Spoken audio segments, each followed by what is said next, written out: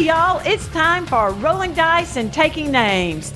In this episode of RDTN, the designer of the Undaunted series, David Thompson, tells us about his new game, Sniper Elite. The guys will rank their top 5 card games of all time. Plus, Marty and I review 3 family fun games from Funko. Ooh, that's a tongue twister. Fun Funko family games. Welcome back to episode number 206. That's 206. As time goes by of rolling dice and taking names, I'm Tony. It's going by pretty slowly right now. This is Marty. Yes, it is. It is dragging. 2020 is dragging like no other time has done before. Oh my gosh. And dude, what else? All crazy things going on, right? We don't need to rehash everything that's going on in the world, except to come to find out here in Charlotte, North Carolina on Sunday, we wake up to an earthquake. That's right. 5.1 on the Richter scale up in Sparta, North Carolina. I was like, what is going on around here? Murder hornets, earthquakes, pandemics, killer cicadas, and everything else. But, wait a minute, hold, stop. Are there killer cicadas? Well, what's the big? There's a big bee that kills. It's a cicada killer. Oh, okay. So it's not the cicada is a killer. Like, I got to be worried about the cicadas that came out all over around here. Did you know that North Carolina is one of the biggest spots in the U.S. for number of broods of cicadas? No, I did not know that. I know this is the year of the cicada. This was the 7-year cycle, I think. Well, here's the thing is, because there's so many broods in North Carolina, that happens a lot. Every brood happens every 7 years, and they're numbered. So that's why these happen that frequently. It's not every 7 years for us here. We hear them more often than that because different broods come out around here. Okay, I did not know that. And when you keep saying brood, I keep thinking of StarCraft. I do too. Zerg. Zerg, yeah. So, oh my God, I need to go out there and mute my Discord channel. I'm tired of that little noise. You know, you could turn that off. I need to. I didn't know that. I don't monitor Discord, but still being stuck at home, I keep my other computer up and running so I can monitor it. Man, that's just getting crazy over there on the Discord channel. Stop it. And they keep pulling us into rabbit holes. So let me ask you, everybody on this channel has been saying, you guys need to check out this app called It's Literally Just Mowing. And I kept hearing multiple people talk about this. Is that the name? I thought it was Just Mowing. Is it mowing? Just Mowing? I think it's Just Mowing. Let's see what it is. All right, we're all going to our apps here because, you know, you and I both downloaded this awesome It is app. Just Mowing. I like saying it. It's literally just mowing. And so everybody's like, you got to try this. So I said, okay. Both of us download it. You have a guy on a lawnmower going around the neighborhood. Or a girl. Either one, you pick. And you, using your thumb, you control, the lawnmower's going to go in a direction, and then you can swipe left, swipe right to make it go left to right, etc. And basically you're trying to mow the yard around a house. And when you complete it, you go to the next yard on the street. That's it. And so I'm playing this game going, okay, this is pretty cool. So what's it gonna happen? Is it gonna start timing me? Is it going to be like, you're going to run out of gas, and if you do, then you need to try it again because you didn't get mowed in time? Nope. You're just trying to upgrade a mower. The more you mow, the more little things you get, like different types of wheels, different hats you can wear, different shirts. Different body styles of the mower. I got a new blade the other day, which is important because you got to keep your lawnmower blades sharp or they will damage the grass. So I'm glad to see they put that actually in there. People are saying, well, no, really, it's just mowing. It's like, there's got to be more to it. There's a puzzle here. It's something's going to unlock. Nope. Just ads that start annoying you and mowing yards. Yes, and on the Android, the ads occur after every yard. For me, they do. And guess what has happened to Just Mowing? It is now off your device. It has been deleted. I am done with that. Everybody say, well, all you got to do is pay $6 to play Just Mowing and get rid of all the ads. Yeah, I could do that. Or I could use that $6 to get me a couple milkshakes or a box of moon pies or something. You know? Ooh, a couple milkshakes. I still got to have my summer milkshake. I'm still looking forward to it at the end of August. I'm going to Cookout. We're going to Cookout for a $2.99 milkshake, and I just can't decide which one I want. Well, but Cookout's not really a milkshake. It's ice cream in a cup. How dare you? They mix a slice of peach cobbler in that sucker for the peach cobbler milkshake. A milkshake is something you can extract with a straw. Fair. If you do throw in a slice of cheesecake or peach cobbler, you do have to use a spoon at that point. Exactly. So I don't, every milkshake I've gotten from Cookout, I've never been able to suck through. I've gotten, brain hemorrhage or something. Everything you just like, I'm going to be sucked down into the straw. And for those who are wondering, Cookout is another one of those local places around here that has really cheap food. It's like you get a tray of food for $4.99 where you can get a burger, 2 sides, and a drink. And they're open late at night, and they're just always packed. It's a good deal, though. Now, Marty, this has been a very expensive month for us. And the reason why I say that is a lot of the Kickstarters have come and gone. Yeah. Yeah. So for instance, I got my Ascension Tactics. I backed that. Yep. We got Lizard Wizard going on. Yep. You just paid our crokinole expenses? Yes, we got crokinole. In fact, it's been shipped. Ooh. Yeah. So we're going to get our crokinole boards that we'll be able to talk about in the future from Mayday Games. I've been wanting one of those. I have no clue how to play it, but I'm figuring it's not going to be hard. I'm flicking disc in a hole. Yeah, you're going to like it. The rules are pretty cool. It's one of those things that's addictive once you start playing it and how fun it is. Yeah, and I've also, during this time, we're going to be talking about this later on, I've actually backed Vampire the Masquerade that I teased on the last episode. So I backed that. It's a hot season for Kickstarters. And we got another one that's going to be coming out when we have designer David Thompson coming on, talk about his new Kickstarter. That's right, Sniper Elite, a video game that I had never heard of. And boy, I was under a rock. I did not know this. And another thing that's happened for me, Marty, I'm all excited about. My wife, during right before Christmas, she got one of those Inspire Fitbit things. You know what I'm saying? Yes. It didn't work as well as it should. And after 4 months of battling with Fitbit, they finally said, lady, we're tired of dealing with you. We're just going to send you a new one. No, Donna complaining constantly about something? Well, it didn't work. She spent good money on that. Sure. So she wanted a new one. And what hers does is, and it's so funny, on the 28th day, hers will shut down. Just shut down. She has to plug it in and reboot it and all that. It was kind of irritating. Sure. So that's why she was doing it. Well, guess who got her leftovers? I did. Nice. So I now have my Fitbit, man. I am ready to go. I'm walking my 250 steps every hour. You do know your phone just does that too, right? No, my phone does not. Yeah, it can. It easily does it. Just turn on track steps, and it'll do the exact same thing a Fitbit does. But that means I'd have to keep my phone on me. Yeah, and don't you typically keep your phone on you? No, I do not. Oh, okay. There's the problem. I leave my phone either sitting on my desk or I hate carrying that thing around all the time. Okay, well, that's fair. I was going to say, so yeah, I track steps too, but I just use the phone app that comes with it. Well, you're an Apple kind of guy, so... Well, it's not an Apple thing. They all do it. They all have tracking things for steps and everything, Android and everything. I'm actually going to leave Apple. My next upgrade, I'm out of Apple. I'm tired of Apple. I'm sick of it. I'm sick of their ecosystem. I don't know what that is, but you know what? They don't like the planet? No. I'm tired of the way that you had to use iTunes, and I'm tired of their interface, and I'm tired of their store. Now everything comes out on Android first. Mm-hmm. And my entire family is on Android. I'm the only one on Apple, so might as well just standardize across the board here.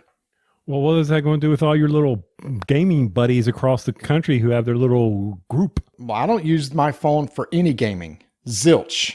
No, I'm saying about when texting and messaging. Don't y'all have all that special group? Isn't there a way that Apple has a special group? And I'll tell you why I think that in a second. Don't you have that? No, if I talk to anybody, it's using WhatsApp, Snapchat, Facebook Messengers, nothing built into Apple. Oh, I thought there was a special. The reason why I'm bringing this up, there was a group that was on Apple, and we were helping a friend of ours, and they all had the Apple group, and then somebody would have to copy the message in the Apple group and give it all to us Android people. If you're talking Apple to Apple, there's a couple benefits, but... Okay, because I didn't know anything about this, and then all of a sudden my thing was someone liked a comment that someone posted. I'm like, what is this, liking a comment? This isn't Facebook.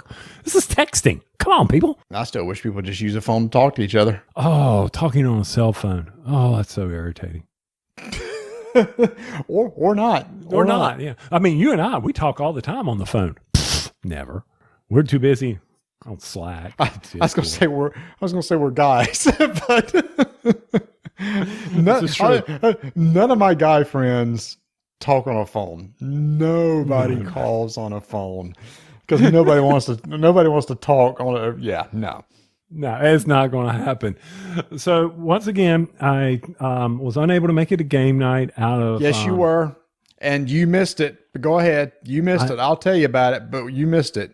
And I had two good reasons, and one of them you called BS on me, and that's fine. You can do that. I was moving my daughter across the country from Tulsa to Arlington, Virginia. I wasn't calling that part BS.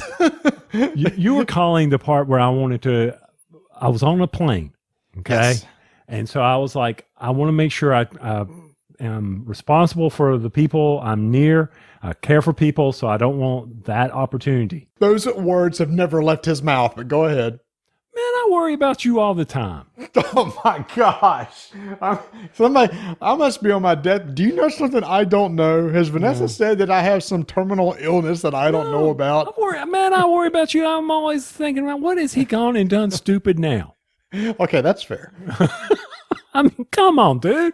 I've known you forever. So, but then something else came up on Thursday. So I'm kind of, anyway. So that happened, but you got to go out and play games. Yeah.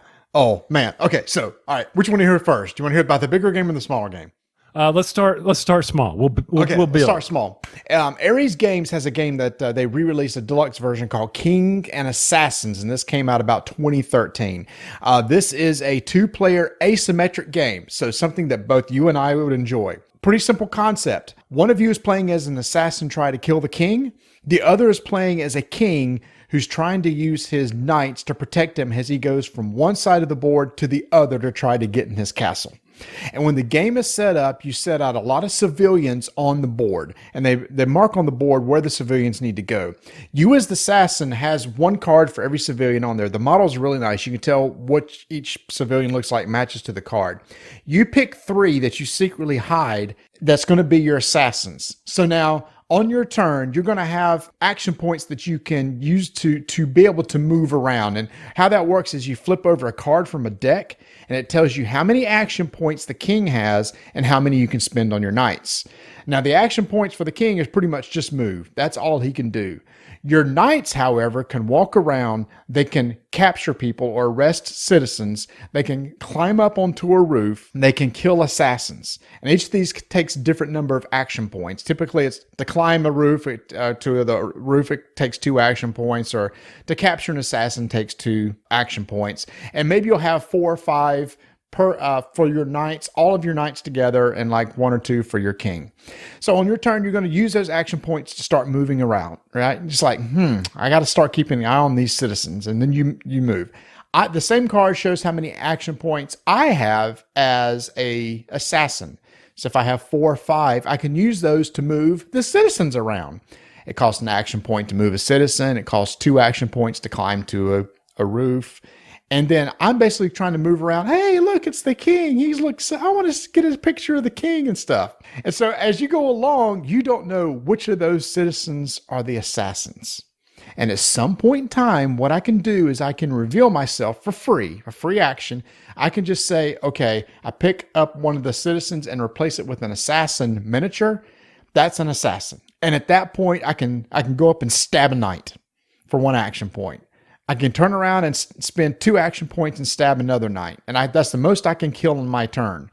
If I can get close enough to the king, I can spend 2 action points to wound the king. And if I wound him a second time, then I win the game.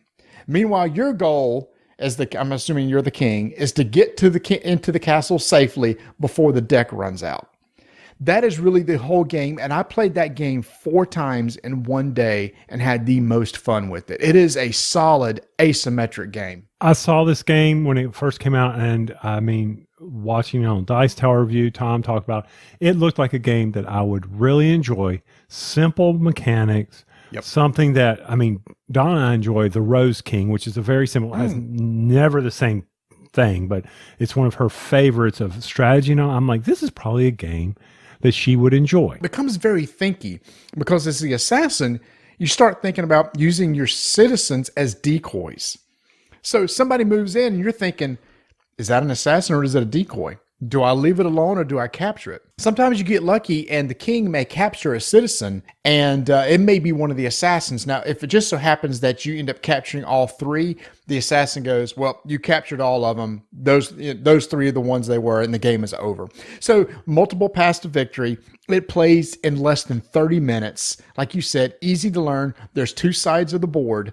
But becomes a very strategic game. But thematically, it's really cool. It kind of feels like, okay, I'm trying to sneak around and get close to the king and take him out. Or you just use the assassins to start taking out knights one by one, leaving the king unprotected. If the knights are all gone, is there a chance that the king will make it or no? Probably not, because he can only move 1 or 2 spaces at a time and he can't attack anybody.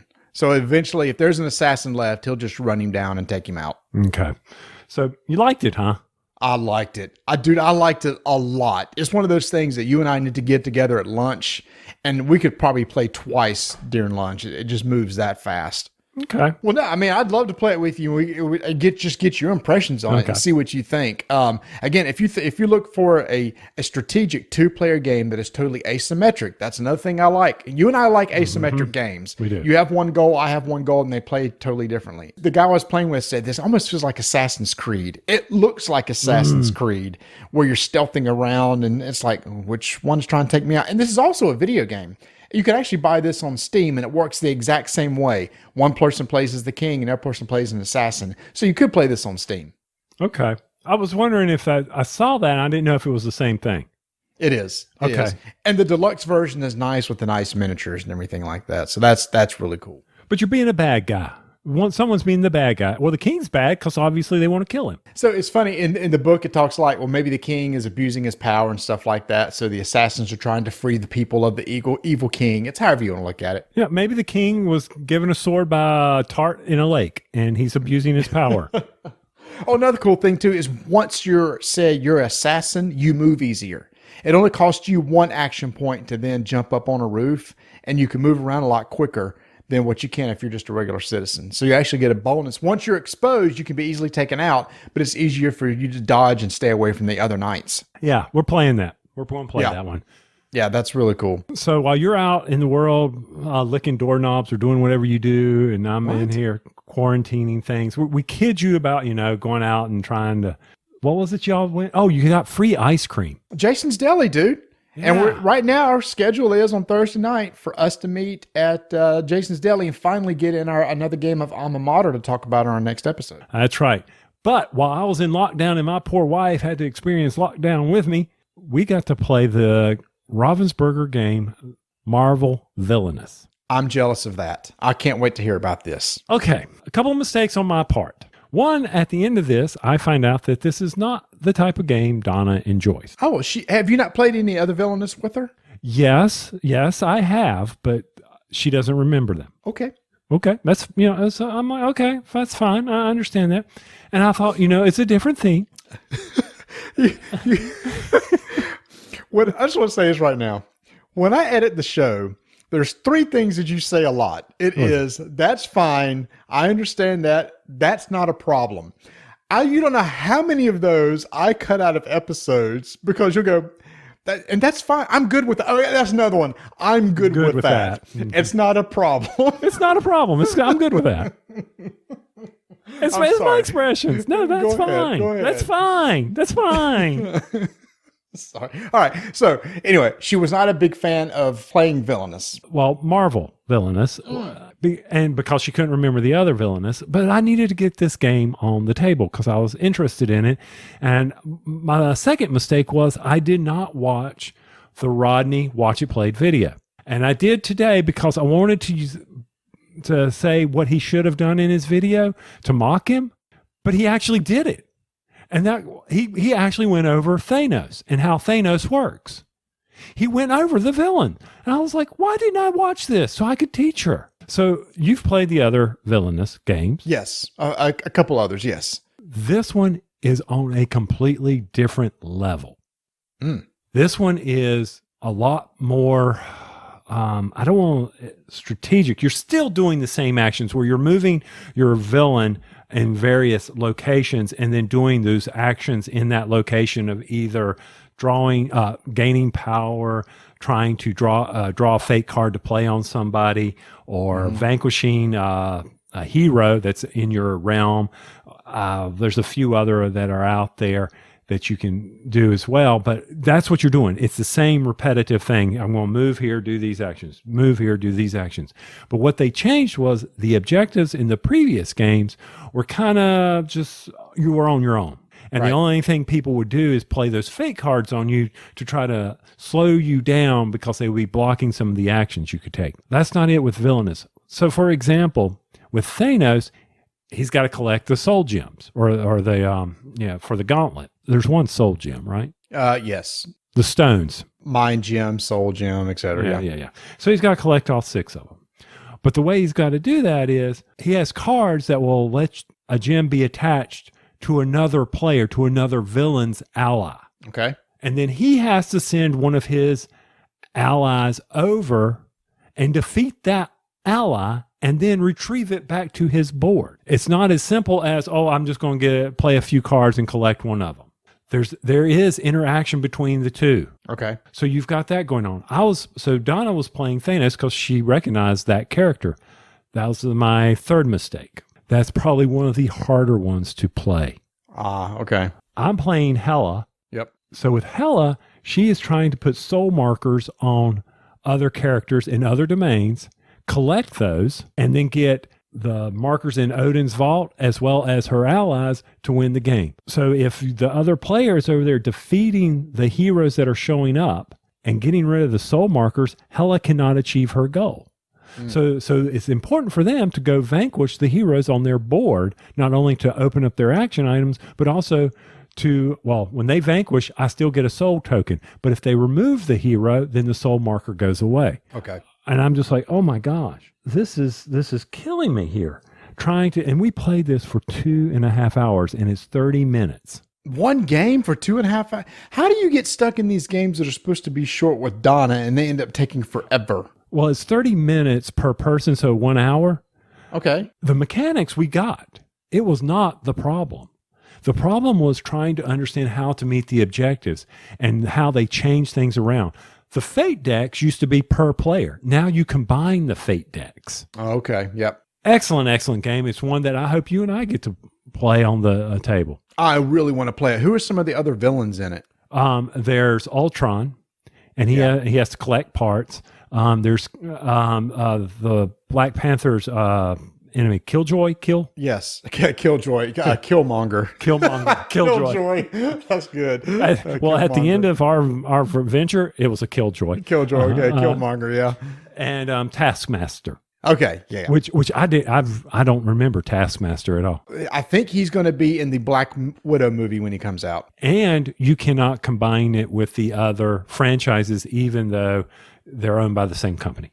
Disney. Yeah. You can't do that. You can't put a Cruella de Vil against Thanos. That does not work. I was very interested in this theme. I was never a huge fan of the Disney themed stuff anyway. I know I just lost half the listeners, but Marvel I could get into. So I'm really anxious to try this mechanic using some characters I'd really be into playing. So I look forward to getting that to you. I'd be interested in, I will definitely bring it, drop it on you, and you take it home and let the boys play it, and just do yourself a favor. And I can't believe I'm actually saying this. Watch Rodney's video. Okay. Did it put you to sleep? Because you said in the past when you watch Rodney's video, it put you to sleep. No, it did not put me to sleep because I was engaged to find out what else did I mess up. Mm-hmm. So I was just watching through that. I did fast forward through a few things that I got right, but I was just like, man, does he care? He does cover the villain. Because Thanos has a whole page in the book to himself on how it works. Gotcha. Okay, so he's the most difficult villain to play. So if we were to play, maybe leave out Thanos and do the others first. No, you got to play him. You got to play him. Oh, really? You got to, because of the actions that the stones take are amazing. Oh. It's really cool. It's a really nice addition. What you could leave out is event cards, and the book even says that leave out event cards in your first game so you can learn the game. But those are interesting in the fact that, like, we had an event show up because I didn't do that. Mistake number 4. maybe 5 or 6. I've lost track. Yeah, it's a lot of mistakes. But it was like for every time a player starts their turn, draw a fake card. Well, when you draw a fake card, that's a bad thing that's going to happen to you.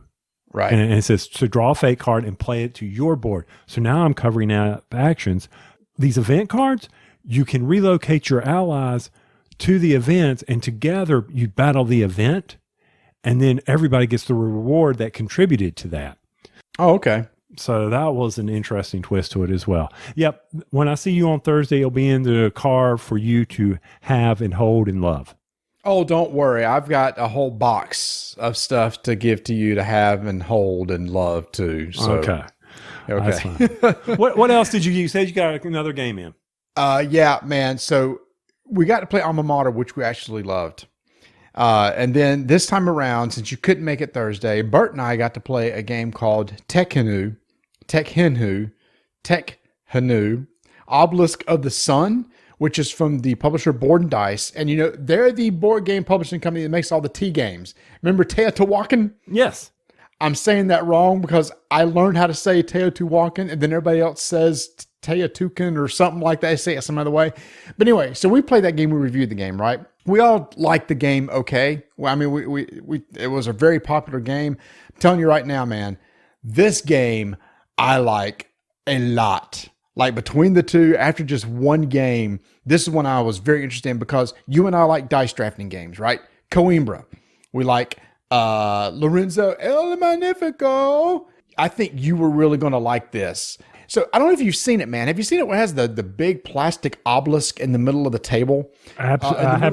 I have not. In the middle of the board. You need to go look this up. There's a plastic obelisk in the middle of the board that rotates during the game. When you rotate the obelisk, it rotates this cardboard piece underneath it that has like a light side and a dark side and a shady side. And then around that, you have dice that you're going to draft. And on your turn, you're just going to draft a dice and use that die. The dice have different colors. So if you draft a die, whatever the pip value is, you'll get that many resources. Pretty straightforward. But you also, when you draft a die, it's from a particular god, an Egyptian god. There's 6 of them. So when you draft a die from there, you get to take the action of that god. And this is standard Yuri type stuff. This god gives you some resources. This god allows you to spend those resources to maybe build a pillar in the temple, which is going to give you some points if you do it the right way. This one allows you to increase your happiness or increase your population or be able to get a card that gives you an instant event or ongoing thing or maybe in-game scoring card. And based on how much your happiness is which one you can choose. So it's typical Yuria stuff, right? It feels very feldy at that point. Well, I need to do this so I could be able to do this and have enough resources to do that. Okay, so that's your standard fare. But what's cool is, remember I just said you draft a die. But what happens is depending on where the die is, where the sun is facing, or sun, where it be light, dark, or shade, will change the order of how these dice are available to you based on their color. So the white dice, when it's sunny, are always considered as favored. They're considered as favored dice. And on the dark side, the black are considered as favored. But there's also tainted dice, and then there's forbidden dice. Forbidden, straightforward. If a die is considered forbidden, you can't draft it, period. When you draft a favored die, you use it as normal, but then you have a little scale on your player board and you put it on the favor side. If you ever draft a tainted die, it goes on the other side. And what you're trying to do is balance out the weight of the pips so that after 4 dice are drafted, you see what the scales are. And then how far, in the difference between the two, your goal is to get as close to 0 as possible. If you're negative, you have more tainted than favored, you may lose points. Okay. But it also determines the player order. Whoever's closest to a difference of 0 gets to go first and scales from there. So you're trying to keep those balanced. There are some tokens you get called favor tokens, which you can use to help balance out. You can add those to one of the scales to help balance out. But what's neat is after 2 dice are drafted, you rotate that obelisk. Then you may be going from light to shade or shade to dark. And when that does, that will shift the order of the way the dice are available to you. So what was available before may be forbidden now. That's where you got to start thinking. It's like, crap, I really want that die. But the next time the obelisk rotates, it'll be not available to me. So I need to take it now. That little mechanic of these dice shifting back and forth and when they're available, when they're tainted, when they're favored is really, really cool. And after you draft 4 dice, you do the balancing thing. And you do that again. And after 8 dice, you have a scoring round. And that happens 8 more times. So after 16 rounds, the game is over. And 16 rounds sounds like a lot. But you know how some of the games that we play, Lorenzo being one where there's not enough time. I need more time. That's how this game ends. It's like, crap, I just wish I had another round and I'd do something really cool. So what was the play time?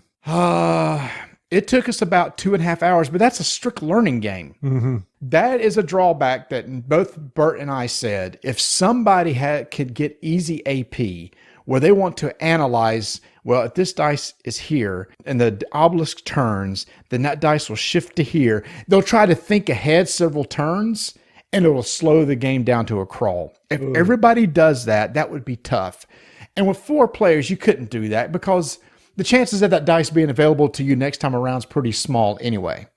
And by the way, the dice are pulled out of a bag when they're replenished, so you don't know what's going to come out. And like I said, there's different colors that do different things. The only other thing that I had to learn too was there's 6 different Egyptian gods, and you'll get a card that says, well, when you take the Ra action, and then you have to go and look, well, which one's the Ra action? And then you're trying to match the icon of what Ra looks like over at the obelisk till you know which one it is. So because you're not used to hearing Egyptian god names, you forget that's what the Egyptian god is, the one that gives you the ability to build it in the temple, or this one's the one that gives you the ability to build statues and stuff. Again, it's one of those things that when you're done, you go, how did the guy design this? This is designed by Danielle Tassini and David Terzi, who we just finished interviewing David Thompson, who we're going to be talking to in a second. And he mentioned he's the guy that does all the solo versions of games.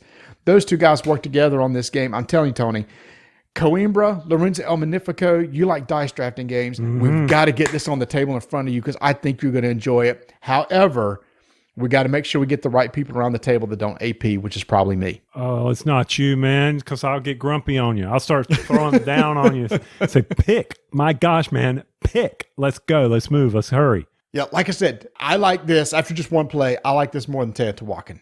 I really do. So how many... The problem is we need to put Teotihuacan back on the table, set it up right, and also add that expansion. But here's the thing. We love well-designed Euro games, and it's the same designers that did both of these. But you and I love well-designed Euro games that have dice in it, man. Something about it. They have no mitigation. There are ways you can get these tokens that you can use to basically turn in these tokens and pick up any dice you want and use it for any action. So if there's not a dice that you have, there are ways to get things, resources that in the future that you could spend to take whatever action you want. So that you never have to worry about, man, I got screwed on the roll of the dice that turn. It's like, well, not if you planned ahead, you don't, because you can add and increase values of dice with different mechanics and stuff. It is so good. It is so, and again, it's one of those, how did they design it? How did they get all these 6 different actions that you could take to work together to make this one monolith of a game that just flows and works? And again, I love on your turn, all you do, draft a die, take an action, next person's turn. It doesn't get easier than that. It's just learning what the actions do. You know, someday we'll be able to play games again. Because coming up after David's interview with us, we're going to talk about card games. And you talked in the last episode about Vampire, right? I did. We're going to revisit that. But we're going to talk about it from a different perspective. So anyway, the moon pies got eaten from Tulsa all the way to Arlington, but I did save you 1 moon pie mint flavored and 1 strawberry. Oh my gosh, bring them Thursday night. I am going to enjoy a mint that I've never had before. You don't like strawberry, do you? I love strawberry. Well, we'll share that. We'll cut that one in half. You like strawberry too? Oh yeah. It's hard to find around here. I think we're in a moon pie black hole or something. When it comes to strawberry, it is. And like I said, we don't have mint. Yeah. I mean, get the banana out here. Bring the strawberry in. Yes. Lose the banana, please. All right. So David Thompson, a award winner That's right. A squirrely. Forget that BGG thing. Yeah, that doesn't mean anything. What a BGG medallion? Please, Please. He's got a wooden plaque with a squirrel on it. Well, not yet. No, he's got the war chest. Oh no, actually AEG has that. Never mind.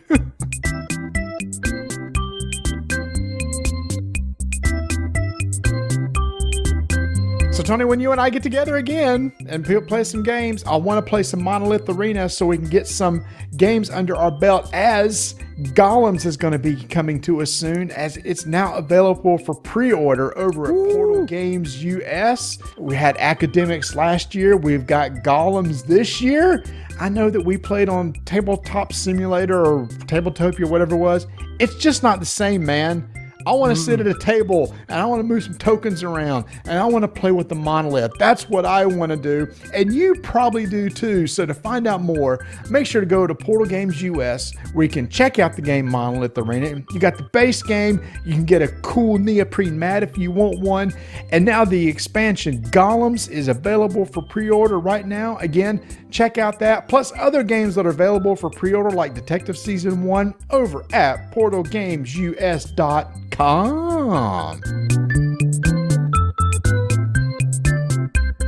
We're so excited to have yet another designer on the show, and while this is one that has never been on the show, we have mentioned his name many times because of the great games he's brought us over the past couple of years. He's won a couple of Squirrely Awards. Welcome to the show, David Thompson. Thanks for having me, guys.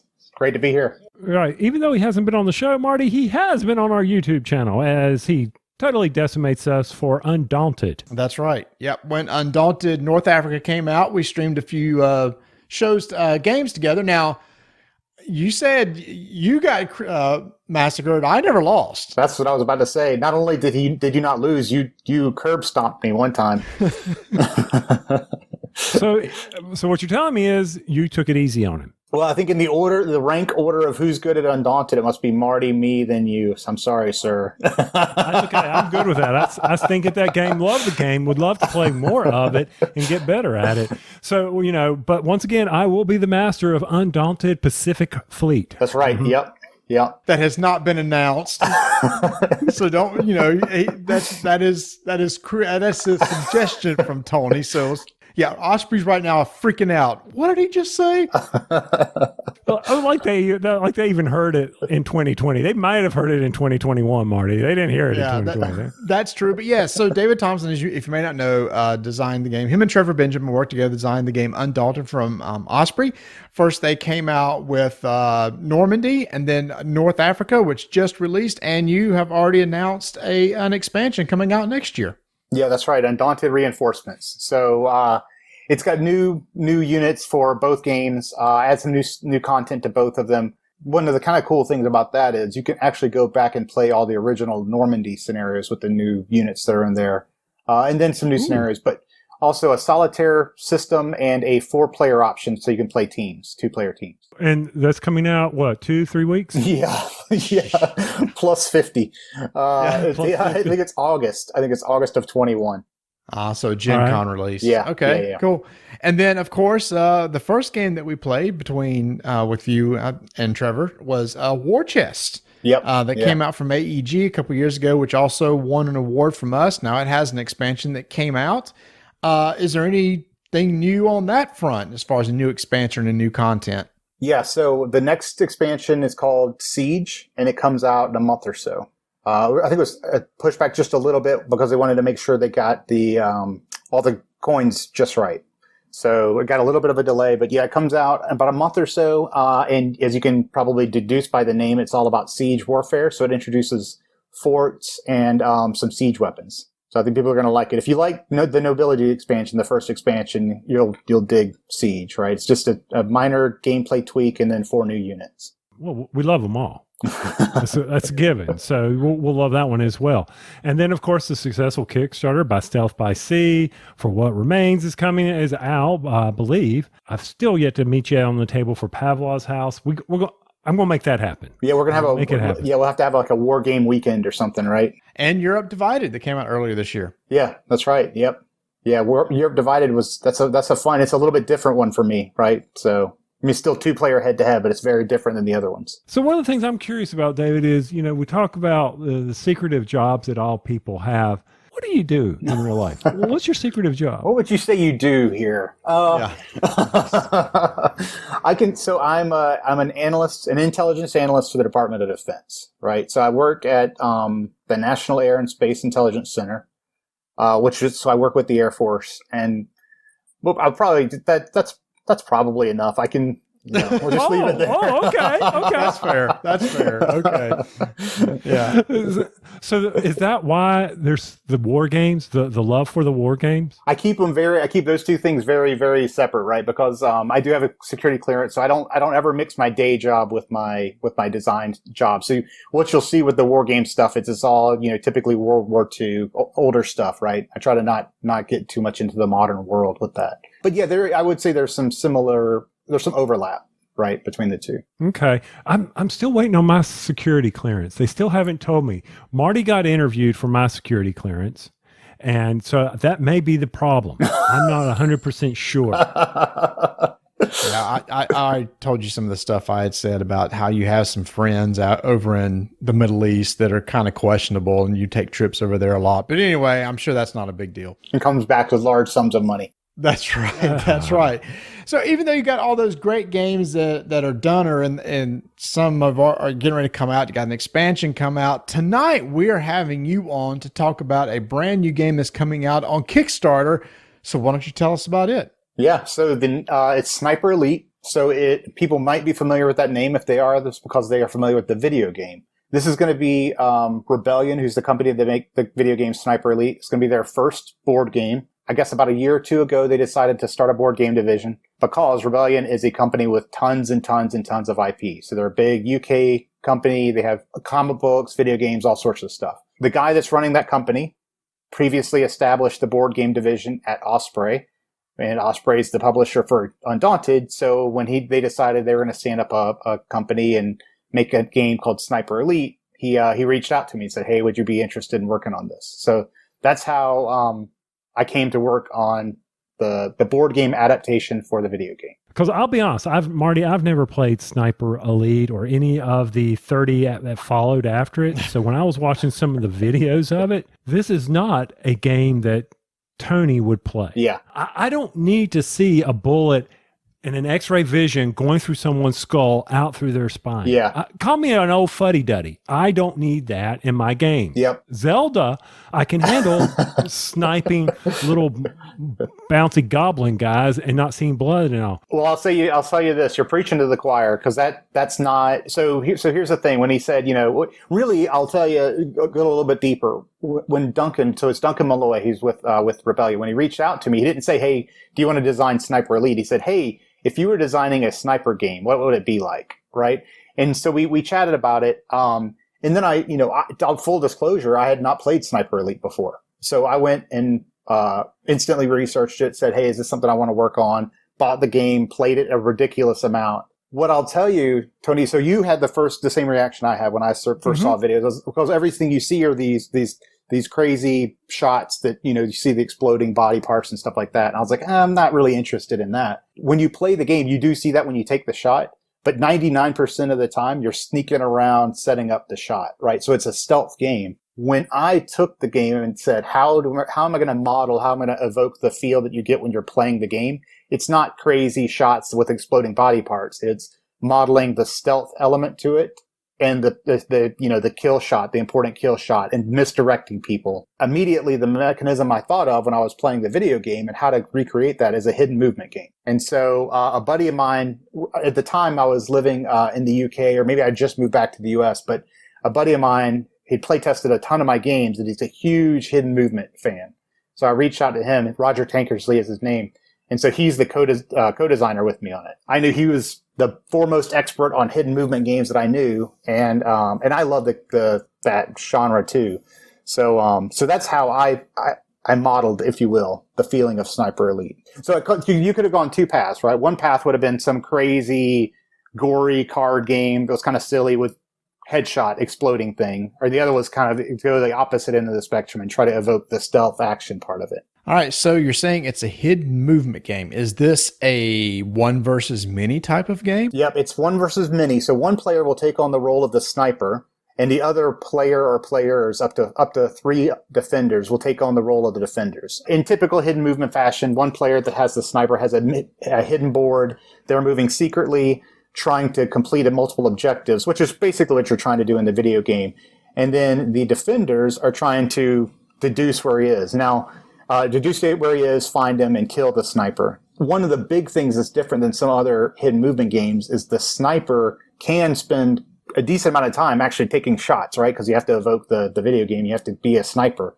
So it's not just trying to evade. It's not just trying to be sneaky the entire time. It is trying to figure, okay, when can I take this calculated shot and throw off the guys who are searching for me? I mean, there are a lot of hidden movement type games out there, the one versus many. What makes this one stand out? Is there any mechanics which are kind of unique compared to some other ones like Fury of Dracula or Whitechapel, etc.? Yeah, yep. So probably the way in which we model the sniper's stress and their ability to shoot, right? So it's sort of a bag manipulation. So we started with all sorts of things, right? Hey, how are we going to take a shot? How are we going to model this? We went through tons of different iterations, and we ultimately landed on the system where you have a bag and you're pulling tokens from it. You need to pull a number of successes based on the distance that you're attacking. And so the board is divided into spaces. So the further away you are from the target, the harder the shot is, right? So you're trying to pull more successes out of a bag.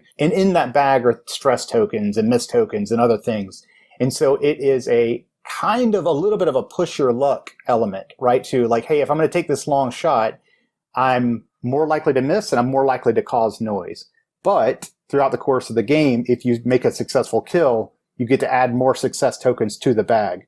So what you'll see is an arc, a sort of natural, organic arc to the game where the better the sniper is at killing, the more shots he'll be able to, more successes he'll add to the bag, so he can take longer and longer shots. And then conversely, the defenders get to manipulate the bag in different ways. They can add noise tokens by finding the sniper, etc. So it's all about this bag manipulation system for trying to achieve success. And what is the success for both sides, for the sniper and for the other side? Yeah, so the sniper's trying to complete a couple of objectives, right? So at the beginning of the game, there's the board is divided into spaces that you move through and then regions of the board. And there's 4 regions. They will have to complete 2 different objectives in 2 different regions. And so they're moving through the board, trying to get to those. And of course, the defenders are trying to cut off their passage and deduce where they are. The defenders win by getting to the sniper and getting to the space and attacking him twice.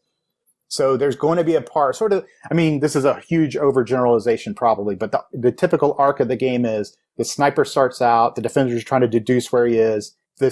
At some point, they'll probably get kind of on his trail right as around the time as he's closing in on that first objective. He will, when he completes the first objective, if they don't know where he is, he's going to reveal where he is. And then there's a sort of trigger to the game where, okay, well, now we know where he is. Let's close in on him. And he's got to re-hide and escape. Now, one thing I will say is that my buddy Roger and I both felt really strongly that we did not want this to be a long, drawn-out game. We wanted it to be tense from the very beginning. So the number of turns that you go into the game before there's some ability for the defenders to know what's going on is like two or three at the most, right? So from the very beginning of the game, you're going to have that fun tension that you get when you experience the best part of a hidden movement game. And what tension is that? So that's the tension of, and this is we say it all the time when we're playing it, you should always feel like there's no chance for you to win on both sides simultaneously, right? Like you're the sniper and you're like, man, there's no way I'm going to get out of this. They know where I am. They're closing in on me. I'm never going to make it. And then on the flip side, the defender's like, oh, we're never going to get him. We can't stop him. Both sides are simultaneously feeling that. And to me, that's when a hidden movement game's at its best. So whenever you feel like you're going to lose, well, Marty, this game is perfect for me. I always feel like I'm going to lose. So in your play testing, what has been your balance of winning of the one versus many? Is it pretty equal, or is one side harder to play than the other? No, it's pretty equal. I mean, I would say, so, there's always, in these kind of games, I will say, first of all, there's a lot of groupthink or meta-think, right? Where you see Some groups will say, oh, it's easier to play as the sniper. Some groups will say, oh, it's easier to play as the defenders. Over all the play testing averaged out, it comes to pretty much equal. It's probably a little bit easier to play as the sniper in the very first game or so, because the defenders kind of have to, get how they're going to work together, what's the plan, etc. But like every hidden movement game, there's a ton of pressure on the sniper not to screw it up. And what I mean by that is, oh, did I accidentally move here? I shouldn't have done that, and I forgot to alert you, that kind of stuff. So probably a little bit easier to win as the sniper in the first game or so, but they also have a little bit extra added pressure to not, to make sure they got the hidden movement part right. One of the games David first played was Nuns on the Run. Did you ever play that game? I have not played. So I've played most of them, like Fear of Dracula, Scotland Yard. Probably my personal favorite, if you've played, is Spectre Ops. That's probably my favorite hidden movement game. Okay. From Emerson. Yep.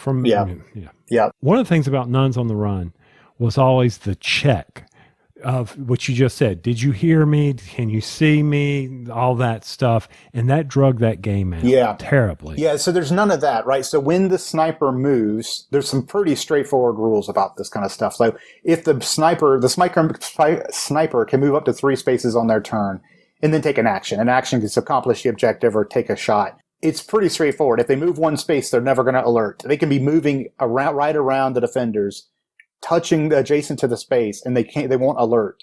But if they run, which is moving 2 or 3 spaces, if they move adjacent to or end their turn adjacent to a defender, they alert the defender. So they say, hey, this defender's alerted. And so by process of elimination, even if they alert multiple defenders, that provides tons and tons of information to the defenders. And then both sides have all sorts of, special powers, right? So each defender player controls an officer who has unique powers for themselves, right? Based on what they pick at the beginning of the game. And then the sniper has a loadout of gear that they get to choose, and they can pick that based on the scenario, whatever they think is best for the scenario. So give me an example of that. Yeah. So there's some scenarios. So there's multiple boards, right? So unlike Spectre Ops, which again is, one of my favorites, but it's only with single board, right? So over time, if you play it a ton, you'll say, hey, I'd like to see a different geography to this board. So we've designed multiple boards. Some of the boards have unique or at least, geography that's limited just to a couple of those. And so some of them might have a cliffside where the sniper doesn't have to take climbing gear, right? There's multiple routes around the cliff, but if you have climbing gear, that'll let you scale the cliff and the defenders might not know you used it. And so the game uses techniques just like some other hidden movement games where you say, okay, I've used a piece of gear, but I'm not revealing to you what. So you don't know if I've used my swimming gear, my climbing gear, a silencer, all sorts of different things you can do. So all you're revealing is I've done something. So some of the gear is unique to the board, or not unique, but specialized for some of the board designs. And then some of it is just like sound masking, where you can say, okay, I've played a piece of equipment. I can mask my sound. And so maybe I moved past you and you don't know. So it's a lot of, kind of sort of cat and mouse and bluffing to it. And you said the game, you want to make sure it wasn't drawn out. So how long does the game last? I would probably tops out at an hour, right? 45 minutes to an hour is really what is probably the average game. What's the player count? So it's 2 to 4, right? It's because you could play 1 versus 1 or 1 versus up to 1 versus 3. Though David Turtsy's done a solitaire system for it. So you can play as the sniper solitaire. I don't know where I am. Hide and seek by yourself. Yeah. Okay. Yep. So, it's funny because Tony mentioned a lot of the war games that I design. When I'm designing my solitaire, or when I design my war games, almost always their solitaire start. But with Undaunted and with Sniper Elite, those kind of games that I start as multiplayer, I don't like to design solitaire systems for those games. I like them to be, I just make the multiplayer version, that's it. But David Turtsy's actually designing the solitaire for both of them, both for Undaunted and for Sniper Elite. So the Kickstarter is going on right now when this episode drops, so people can see how much it costs. if they haven't seen it yet, what is the base cost of the game? So I don't know. I should have gotten this information. I can't tell you what the cost of the game is. I know that there's multiple You pledge. can't or you won't. I don't know the answer. Okay. I don't know the answer. I don't know the answer. I'm ill prepared for this question. I can tell you. How could you be ill prepared for our questions? You listen to this show, man. So I didn't do my homework. So I can tell He's ready for the lawnmower question, but he's not ready for how much I've been waiting for this lawnmower question for years, man. For years. There are multiple versions of the game. So there's going to be the base version, which is just the game, right? There's going to be a deluxe version, which includes stuff like miniatures for it. And then there's going to be an add-on, which will be like extra boards. I mean, the entire point of not having the minis in it is to make it a competitive price. So I'm not going to venture a guess because I'll be wrong and then I'll get, in trouble for saying it. But I don't think it's going to be overly expensive for the regular base game. So does the regular base game, you said the deluxe has miniatures. Does the regular have standees? That's a great question. I don't know the answer to. Oh my god! I don't know. I'm sorry.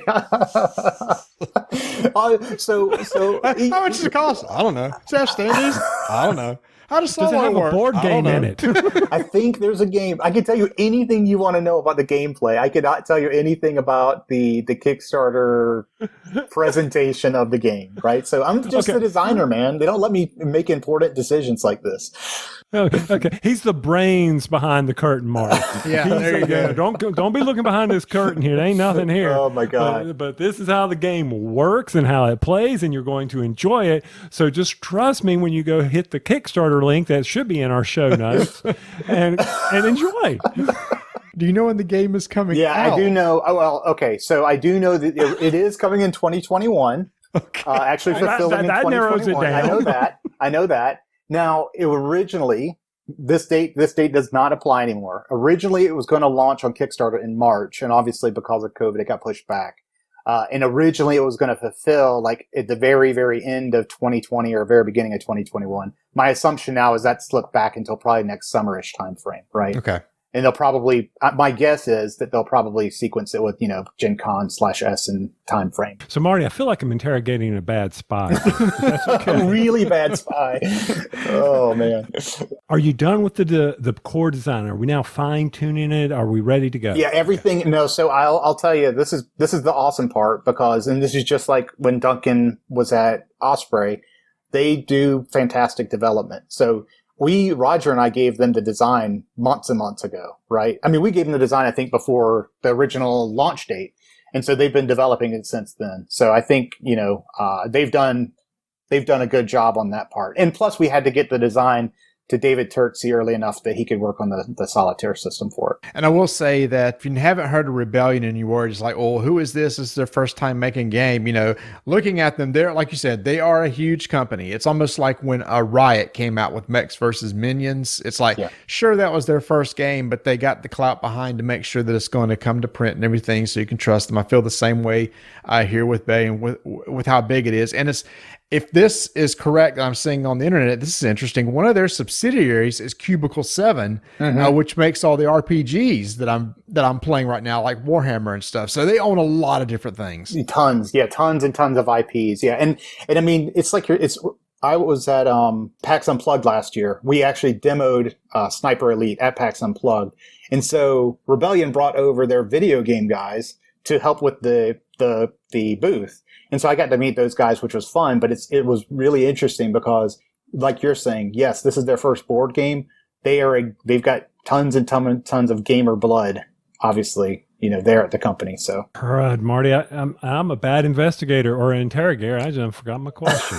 Now I remember. Now I remember. He's not going to be able to answer it anyway. I mean, that's true. That's true. Well here. That's true. Well, let's see. So, what Sniper Elite should I pick up and play? I mean, I'm just dropping money left and right here on video games. Which one should I probably give a good try? So, Sniper Elite 4 is the one that I was playing primarily when I designed the game, and it's really good. I mean, so full disclosure, I'm just not a video game guy, mostly because of lack of time, right? Like I'll find something and I'll play it, Slay the Spire, something like that. I'll play it a lot, but I'm not a huge video game guy, but it is really, genuinely, it is really good. It's a really good stealth. If you like that, if you like the stealth action kind of game, it's good. No, Tony, it's not on the Switch. You'll have to get a PC to play it. Yeah. No, it's on the Xbox and everything, but yes, not on the Switch. Xbox 360?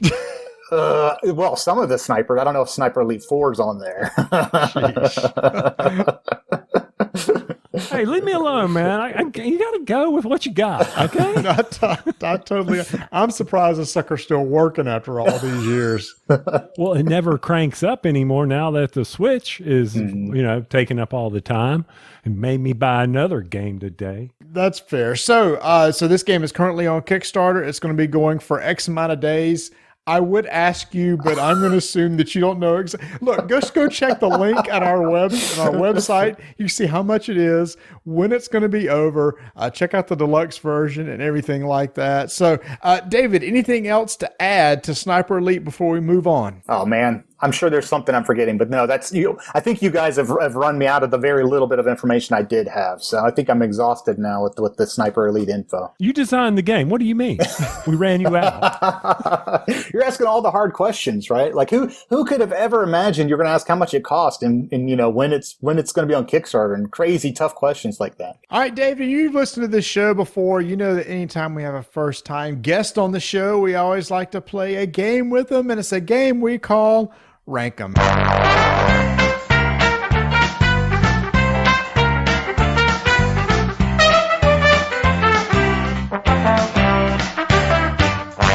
In Rank 'em, we are going to give you 3 items that you are going to rank. For example, I may say vanilla, strawberry, and chocolate. And David, you will rank those in any way that you want. You tell us why you rank them that way. Do you understand the rules of this game? I do understand the rules. I was hoping, and I figured this wasn't the case, I was hoping you actually did leak the questions before time so I could prep my answers, but apparently I've just learned that's not the case. Well, I already know that one of my questions, because of what you said in the interview, is going to fall flat on its face, but it's too late to change now. So let me go ahead and get that one out of the way. I'll go first. Here we go. As a man who said, I don't like to play a lot of video games, here are the top video games from 2005 when Sniper Elite was released: Splinter Cell, Battlefield 2, and Call of Duty 2. Oh, wow. Okay, so I have not played Splinter Cell or Battlefield. I know them. I know what they are. I have played Call of Duty. So I'm going to say, I'm going to say Call of Duty because I've played it and I love World War II. Right, so I'm assuming Call of Duty 2. Can I is that World War II? Is the I believe so. Yeah. Yes. Okay, so we're gonna say Call of Duty, then we're gonna say Splinter Cell because I love stealth, and then we're gonna say Battlefield because again, if it's World War II, I'm gonna feel bad because I would probably like the context for it, but I just don't. I know the least about it. All right, for me, Marty, it's going to be Splinter Cell, Call of Duty 2, and Battlefield in reverse alphabetical order because I have played none of them. Oh, okay. I'm going to say Call of Duty 2 because I have played that game and it is a World War II game. I'm going to say Splinter Cell, even though I haven't played a lot of it. I know a lot of people are wanting Ubisoft to make a new version of that game and they're just waiting for it. And then Battlefield 2 pulling up the rear, even though I do like the current Battlefields more than the current Call of Duties. All right, for my questions, we're going to go even deeper into your psyche. Rank, please, French fries or chips, since you lived in the UK, onion rings, and tater tots. Oh, this is easy, man. This is easy. Onion rings, by far, like orders of magnitude better than everything else. After that, I don't really care. But, I guess French fries and then tater tots. For me, easy. If you get to find a place that has some homemade onion rings, and there's some good ones around here, homemade, hand-dipped, beer-battered onion rings any day of the week. Now, there are some really nice places around here that do fresh-cut fries, so I'll say that is number 2. And I wish somebody would make homemade tots, but anytime you get tots, I don't think they're ever homemade because they have to be processed in that little wedge. So they're usually always frozen. So I'll go with those last. And Marty, some of the best tater tots you posted over on our Discord channel about, you went to Price's Chicken Coop. Yep. They used to use tater tots underneath all the grease of the chicken and everything so it would soak in. But they stopped that because they've gotten skimpy on their portions. But back in the day, man, oh, you'd go over there and that tater tot would be just soaking with the chicken grease from the fried chicken. That was good eating there. For me, I'm going to base this on what holds ketchup the best. Oh. And that's going to be, of course, French fries, because you can scoop and the ketchup can lay on top. Sure. And then it's going to have to go with tater tots. Even though they're round, they have the ridges of a tater tot can grab onto the ketchup. Onion ring, that's a disaster waiting to happen. It's circular. It's going to slide off. And usually the good onion rings, it's not a crispy batter, Marty. I don't like the crispy batter onion rings, so it kind of slides off. I don't know about you or David. What's the batter you like on an onion ring? I like the flaky, crispy kind. Yeah, I kind of don't care about the batter as much as I care about making sure that the onion's done right. You know what I mean? It needs to be well done. It needs to have a good flavor to it. The batter's whatever. But I'll tell you, you should have asked fried pickles versus onion rings. And then we would be here all night talking about which is better. I could have, but that wouldn't have fit the category. But yeah, that's okay. I could have done that would have been a tough question. But is your onion ring, do you like it soggy when it pulls out of the fried portion of it, or do you want it to hang on there? Hang on there. Hang on there. Yeah. The worst thing is taking a bite of an onion ring and the entire onion comes out and you're left with the shell of batter. That's horrible. Yeah, that's horrible. That's the worst. All right. Well, you know what? My second one is also a food question. So it happens to be Shark Week when we're recording this. And last night to celebrate, we got some fish for Shark Week. And I thought, okay, let's throw this one here. Now, David, I believe you're from Georgia. I am. That's right. So one of these will make sense to you and Tony, and to everybody else. You're going to go, you eat what? But here they are: flounder, cod, catfish. Oh man. I mean, whoa, David, hold on. How are we fixing these? Yeah, exactly. Okay. Well, typically we'll say fried. Oh, so we're going to beer batter them? Sure. Or salt and pepper them? Oh my gosh. It's very important. It's very important when we're talking these three fish. However you want them. Okay, fine. I'm okay. Okay, how about this? You prepare them how you want, and then you list them how they're prepared, how you like them. Oh man, and it was flounder and cod, right? Flounder cod first. Cod, catfish. Okay, I'm going to tell you, my order is going to be cod first, followed by flounder, both of which would be grilled with probably like peppercorn and sea salt or something. And I listed them first because I don't really care. They're both good. I'd grill them and I'd be happy. But fried catfish is the way to go, man. Like, it's not even close, right? Mm-hmm. Not even close. So you confused me how you listed I'm listing the two that didn't really matter first and get them out of the way, and then I'm saving the best for last. So the best for last is fried catfish. Gotcha. By far. So usually, I don't know if Marty explained the rankum rules. Usually, you never Sorry, I was setting up for the big one.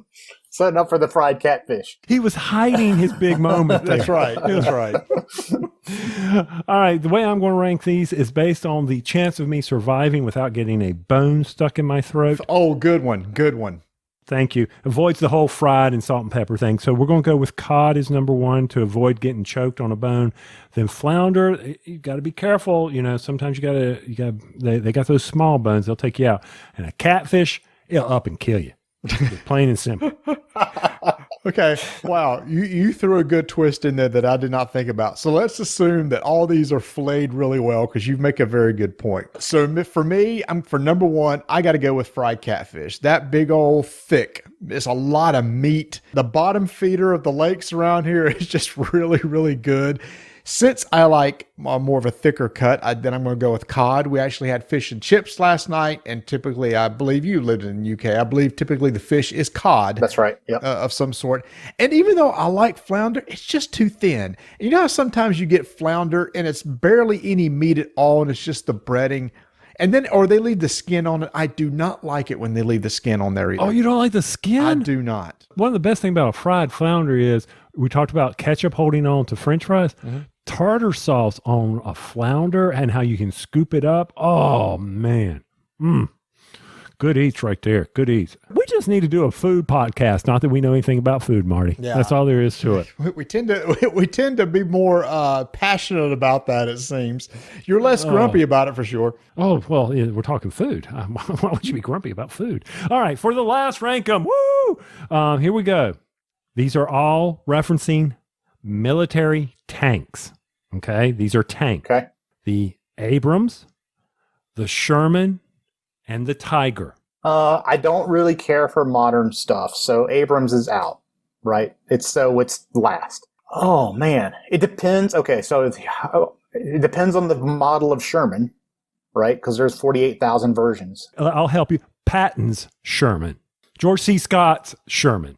Ooh, okay, I'm gonna say first is Sherman, second is Tiger, last is Abrams by 10 miles. I will also list Sherman first because of the historical reasons behind it. Then I'm going to list Abrams because I do like the modern look, the modern tank, and then Tiger last. For me, I'm going to list them in the order of which I've done them in is it Revell models? Oh, yeah. So the first one I put together was the Tiger. Had a blast doing that. Putting the treads on was a bear, but I got them on. And then I did the Sherman. And then I did the Abrams. So for me, the models that I put them together on was Tiger, Sherman, and Abrams. Speaking, I don't know if you guys have seen, but Gale Force 9 had just announced this week they're coming out with a tank game. Remember they did a tank game a long time ago where you had to assemble the tanks? I think they're taking that base rule set. But now they have the license for the World of Tanks MMO. And they're coming out with a tank game, and basically the tanks are already pre-assembled. It looks pretty cool. The rules set for that tanks game they released many years ago that Tony, you and I played, I thought was pretty solid. So it'll be interesting to see when the World of Tanks come out, see if they keep the same rules. It was kind of like an X-Wing type system, wasn't it? 100%. Yes, Yeah, because you could have different people that's running the tank. You know, you could do some upgrades to the tank, etc. That's cool. Do you guys know, speaking of Tiger and Sherman, have you guys ever seen the movie Fury? Yes, with Brad Pitt. Yeah. There's a scene in it where they fight the Tiger. I'm sure if you've seen it, you remember that. It's multiple Shermans against a Tiger. Mm-hmm. And they're backing up across the field. Yeah, that Tiger, I think it was one of the last operational ones in the world, and it was at a museum that wasn't far from where I lived in the UK. So they would bring it out, and you could actually see the tank. It was awesome. Oh, wow. Yeah, that's a cool scene. So, Mr. Historian, Mr. Knowledgeable, in the movie with Clint Eastwood, I can't remember what it was, where they Dirty shot Harry. the tank.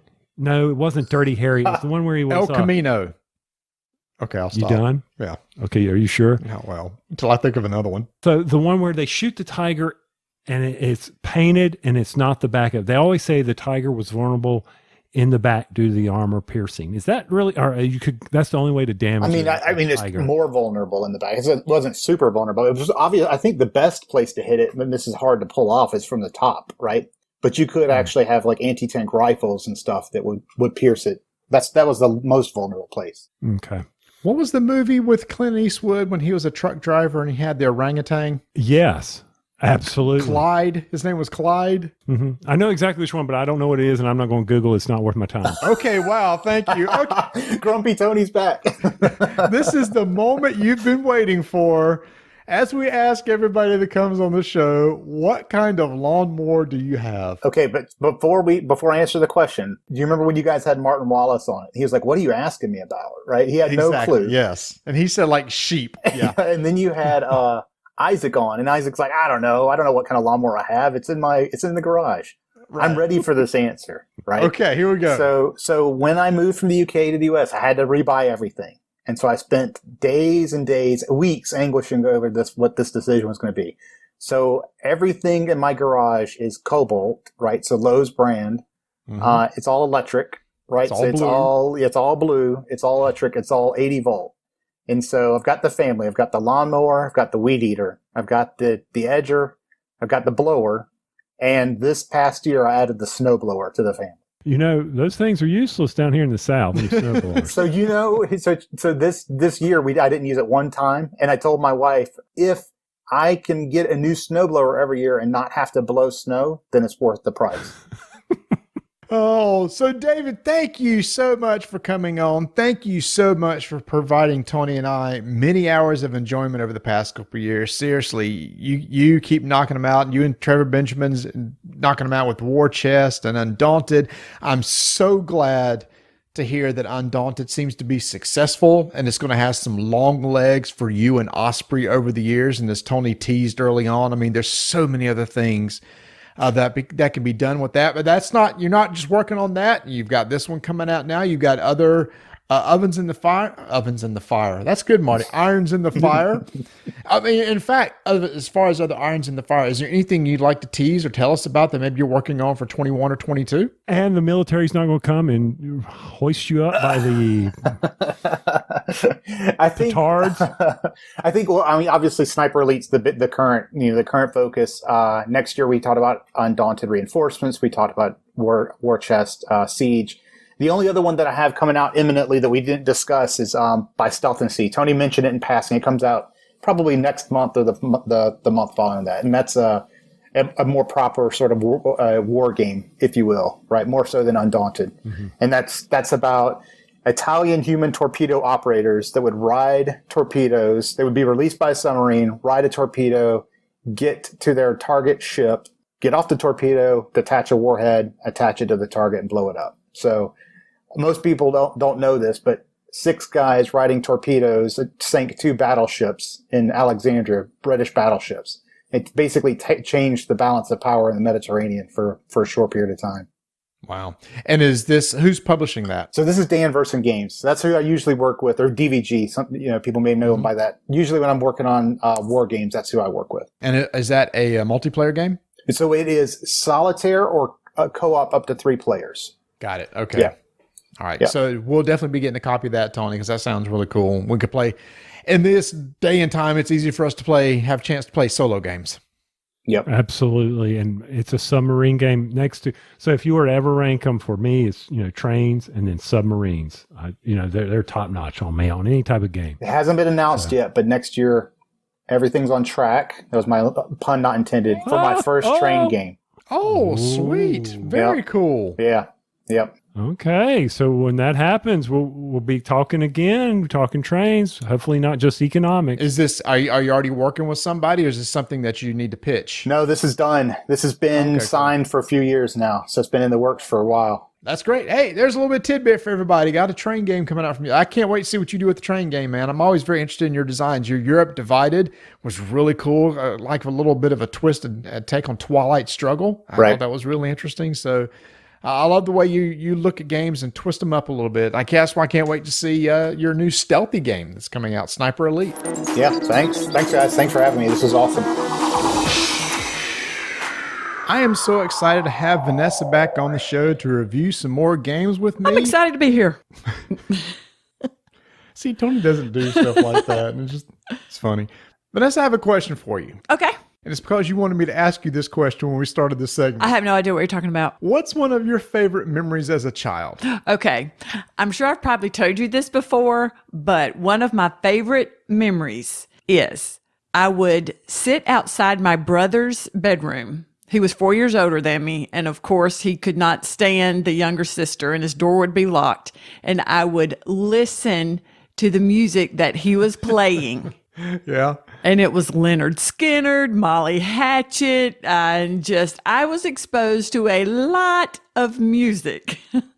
But that is one of my favorite childhood memories. Oh, so you mentioned some Southern rock and stuff like that, but was there anything like Doobie Brothers or Chicago or anything like that? Yes. It was all kinds of music. So stuff from like the late 70s, like Earth, Wind, and Fire, and maybe, did he ever listen to Hall & Oates? I know you're a Hall & Oates person. Was he a Hall & Oates person? You know what? I can't remember because by the time Hall & Oates came around, he was in college. So the reason why I asked that is because during that time of late 70s and early 80s, there was this thing called adult-oriented rock. And it consists, it's AOR. Do you remember on the radio stations, they had like AOR stations? I do not Don't remember okay. that. So we actually had a station here that was AOR rock. So it was kind of light rock. It was like the stuff I said, some Doobie Brothers, some Chicago, Earth, Wind and Fire, Yeah. Hall & Oates, Boz Scaggs. We called it easy listening. Easy listening. At the time, Elevator music. elevator music. You think so? I don't know.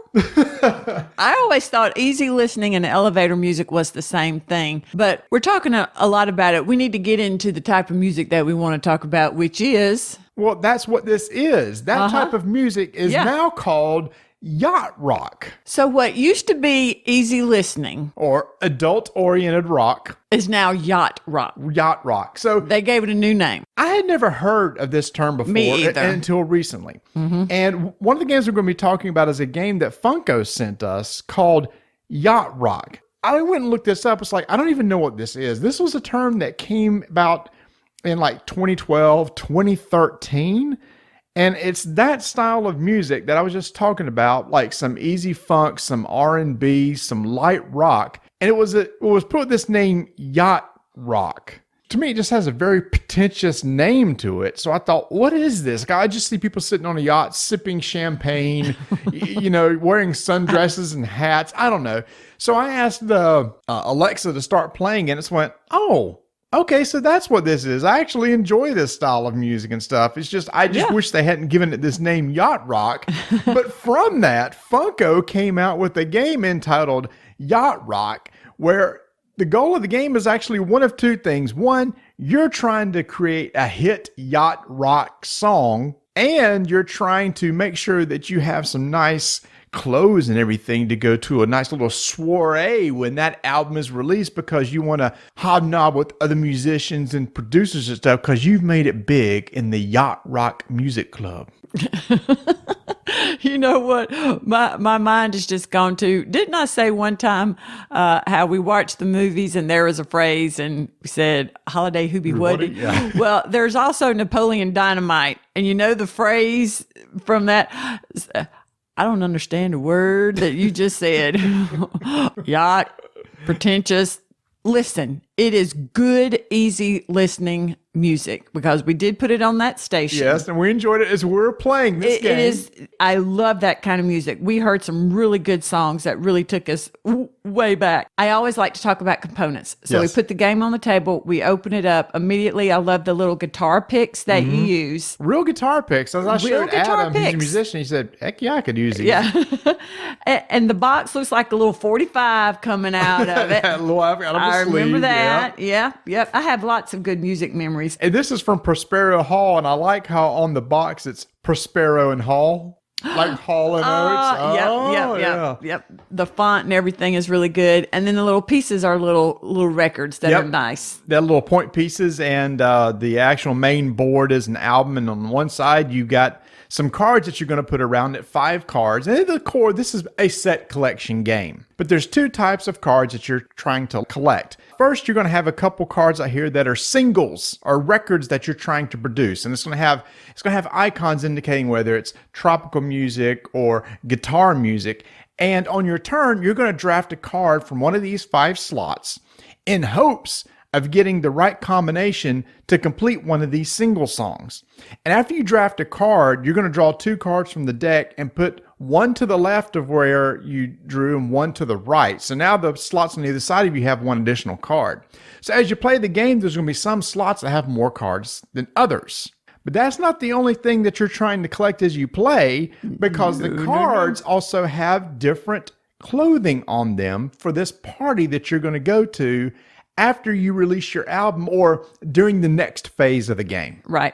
And those items there's different shirts, hat, sunglasses, shoes, so different things like that. But you also have to pay attention to the color. Because you have 2 soiree party cards that are going to be down here, and it's going to tell you where the location of the party is going to be and what color you should be wearing to this party. But you don't know what items that they're looking for on the other side. So all you're trying to do is like, well, I know this is looking for lavender and pink. So I'm going to try to get some lavender and pink. It was stuff. coral. Coral, my bad. It's the whole pastel thing, right? So you're trying to complete albums or records. And if you happen to do that, if you happen to match all the icons on an album, you turn in those cards, you get 7 points, and you get a little record token that's worth a point every round. And it may be nitpicking, but I think it was 8.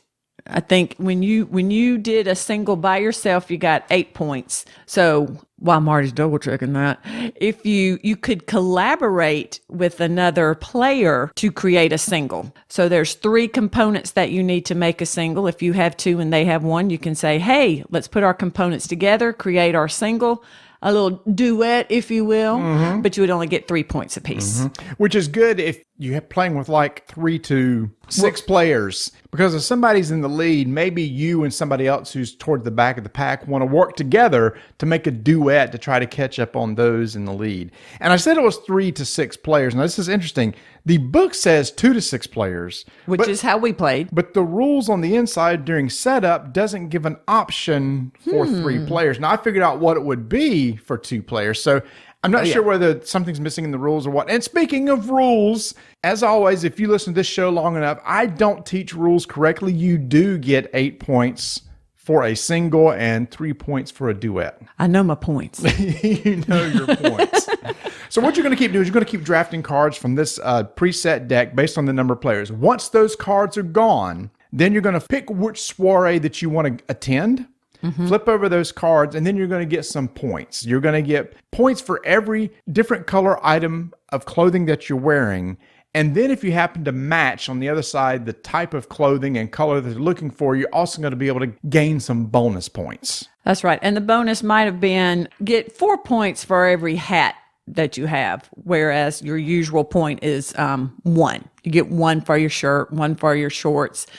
But then the hats gave bonus, and I think the sunglasses also gave bonus, and if you happen to have those. Right. So what I found when we played, let me say, the rounds go fairly quick. Yeah, and it was a quick game. And there's only 3 rounds in a game. What I noticed, and may have been because it was just the 2 of us, we didn't have a lot of opportunity to make the singles. It was mostly the clothing that we were collecting, so it was the outfits that we were making. So I don't know whether it was just a bad shuffle by me or just a bad draws, but we didn't get a lot of chance to make records. So at the core of this game, this is a set collection game. You're trying to collect 2 different types of sets to either make albums or wear the right Outfits. clothes.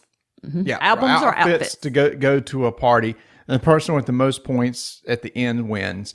This is a light family game. This is if you get some Very friends light. around, 3 to 6 people. You're going to probably finish in 30 minutes, something like that. I told you right in the middle of playing this game, and every time we talk about it or think about it, a song comes to mind, and it's exactly what this game is.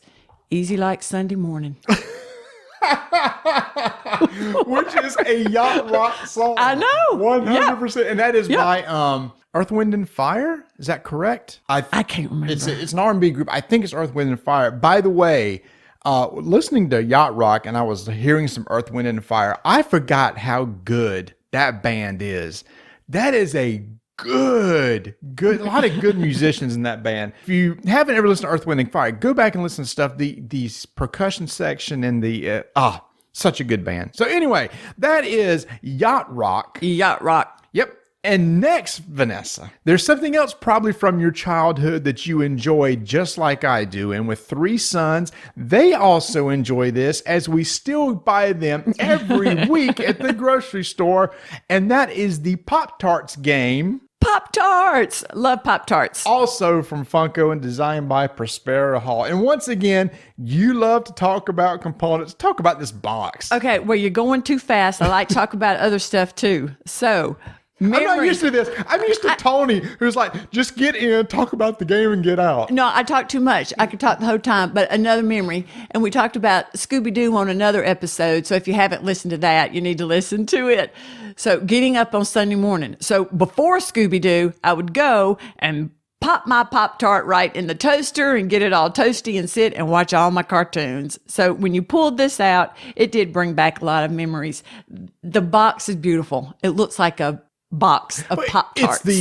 It's the size and shape of a Pop-Tarts box. Yes. It's got the Kellogg's logo. It's obviously, they got the rights to be able to do that. Now, before we move, I do want to ask, growing up and to now, what do you prefer, iced Pop-Tarts or non-iced? Well, I don't know. I don't. And I have a surprise. Oh, you do? I do. So Please tell me you're going to pull out a Concord Grape Pop-Tart around here, which I haven't had in years. I looked that I cannot find a Concord Grape Pop-Tart. So you and the listeners just need to talk among yourselves while I go get it. That's right. I'm on the hunt for grape Pop-Tarts. If there's anybody out there who can hook me up with some grape Pop-Tarts, I will give you an email address. Well, I wish you could send it to email. I will give you a mailing address and I will pay to have a box of grape Pop-Tarts. I don't know why those went off the market. It's a standard fruit. It's like your blueberry, it's like your strawberry and cherry. Why isn't there grape Pop-Tarts anymore? Anyway, I think I've actually talked to this about Tony before. Oh, Vanessa's coming back. Oh my, something smells good. Okay, I'm back. So you asked which I liked better. Yes. Yeah. Between iced and non-iced. I've never had iced and I've never heard of that. I've never heard of freezing a Pop-Tart. Oh, I was talking of icing on the Pop-Tart. What? I'm sorry, icing on the Pop-Tart or plain. In my excitement to eat something, along with talking a lot, I also like to eat. I jumped to my surprise too soon.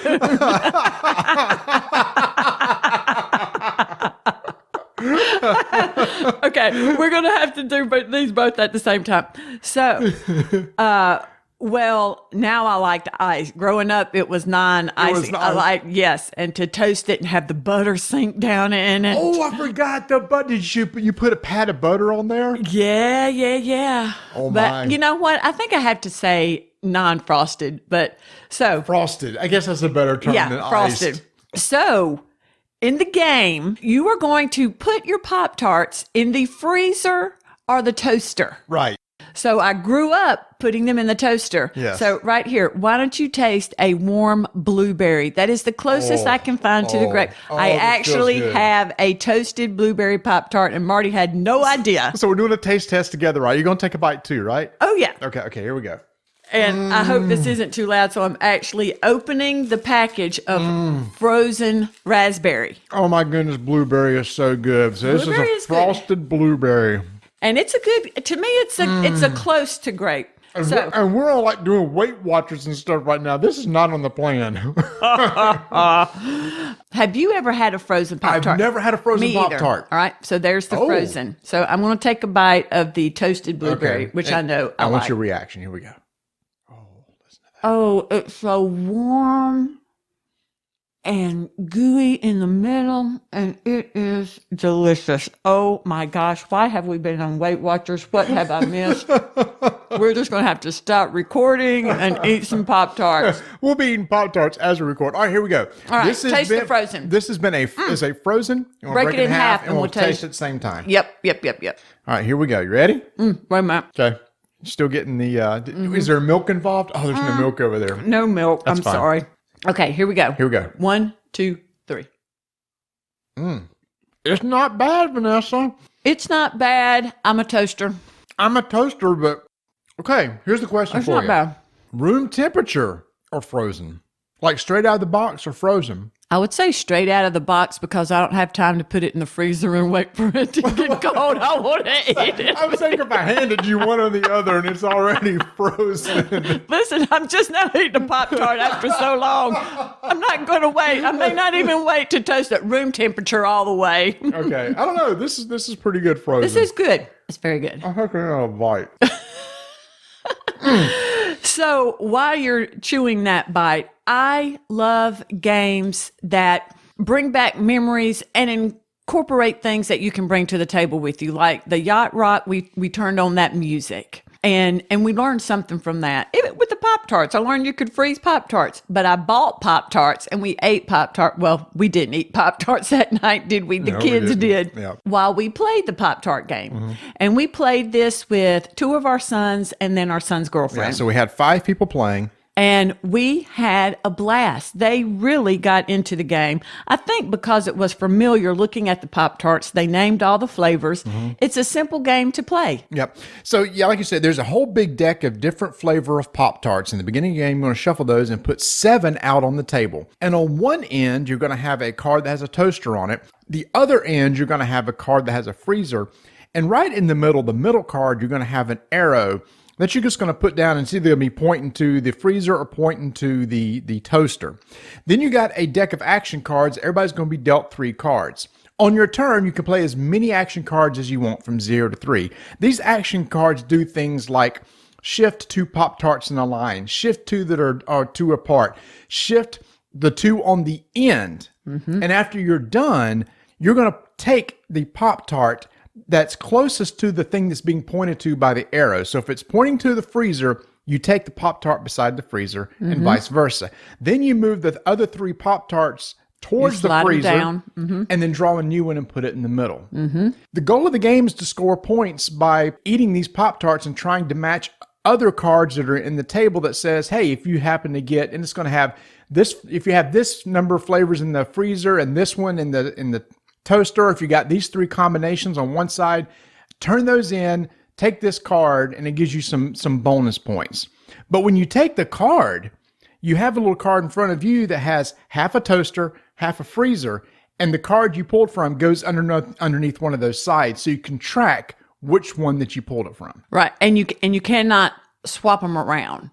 So say like if you had your certain flavors in your freezer, we got this question that night, and you needed one of those over in your toaster. Everyone was wondering, is there any component where you can switch them? You cannot. Once it goes in the freezer, it stays in the freezer. Once it goes in the toaster, it stays in the toaster. And so on your turn, you're obviously trying to get the most points as you can. The different Pop-Tarts have different point cost.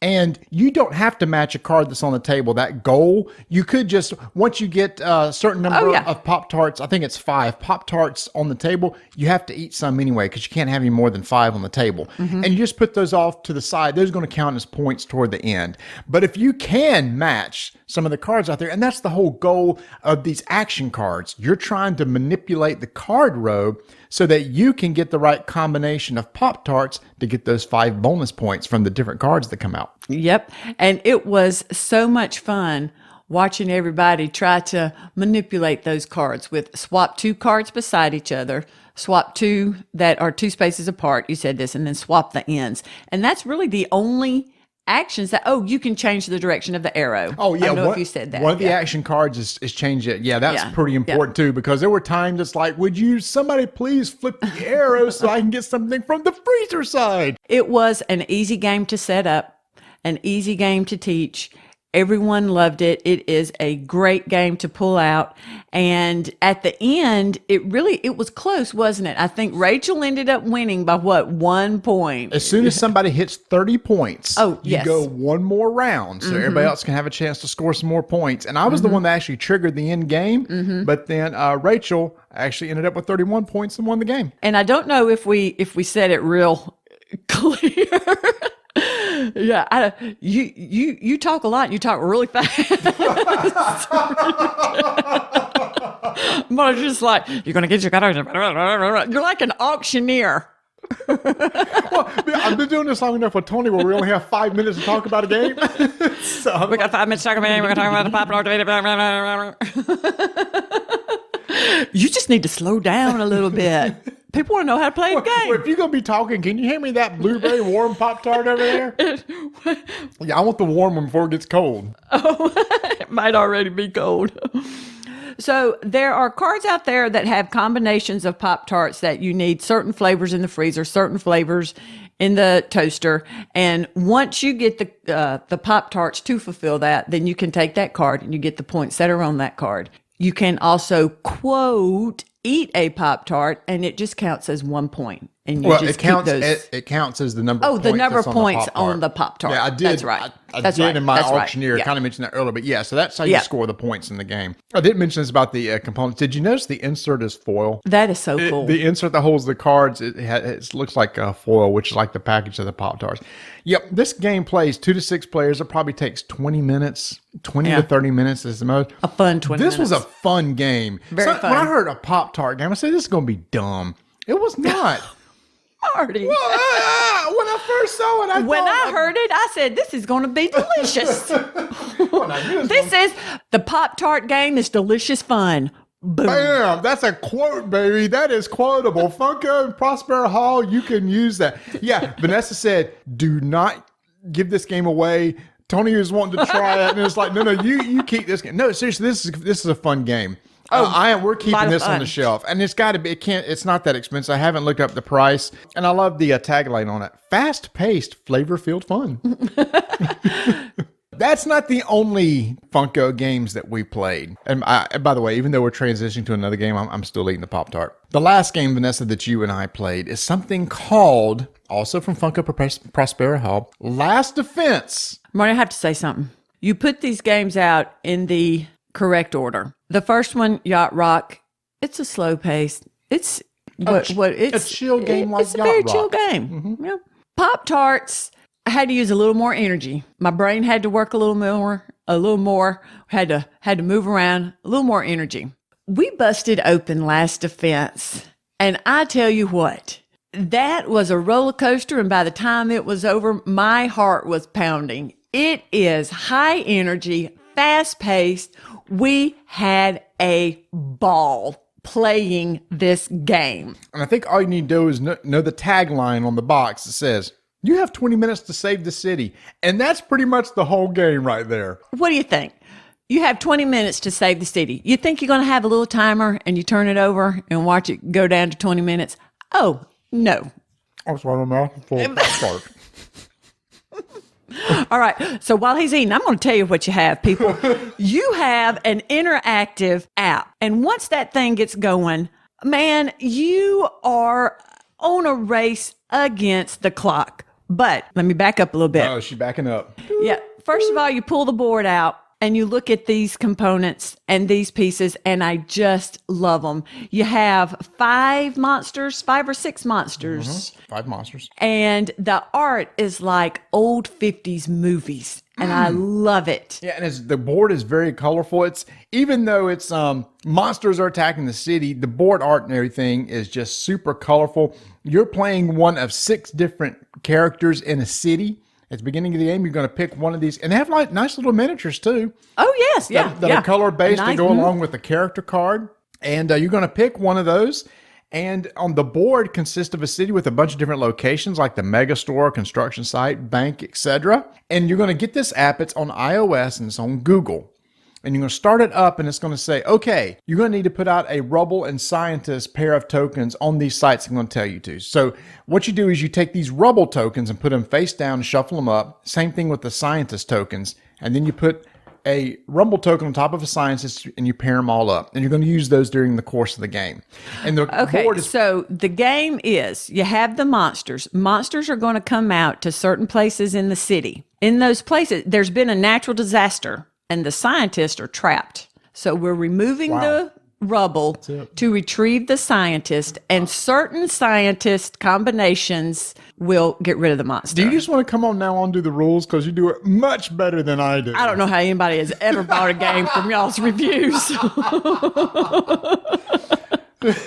the board is pre-populated with 5 of those combinations. Yes. To start the game. And then you hit start. And it has this music that's playing in the background. And your turn is very simple. You got 2 dice you're going to roll. One tells you how many locations you can move. One tells you how many cards from a tools deck that you draw.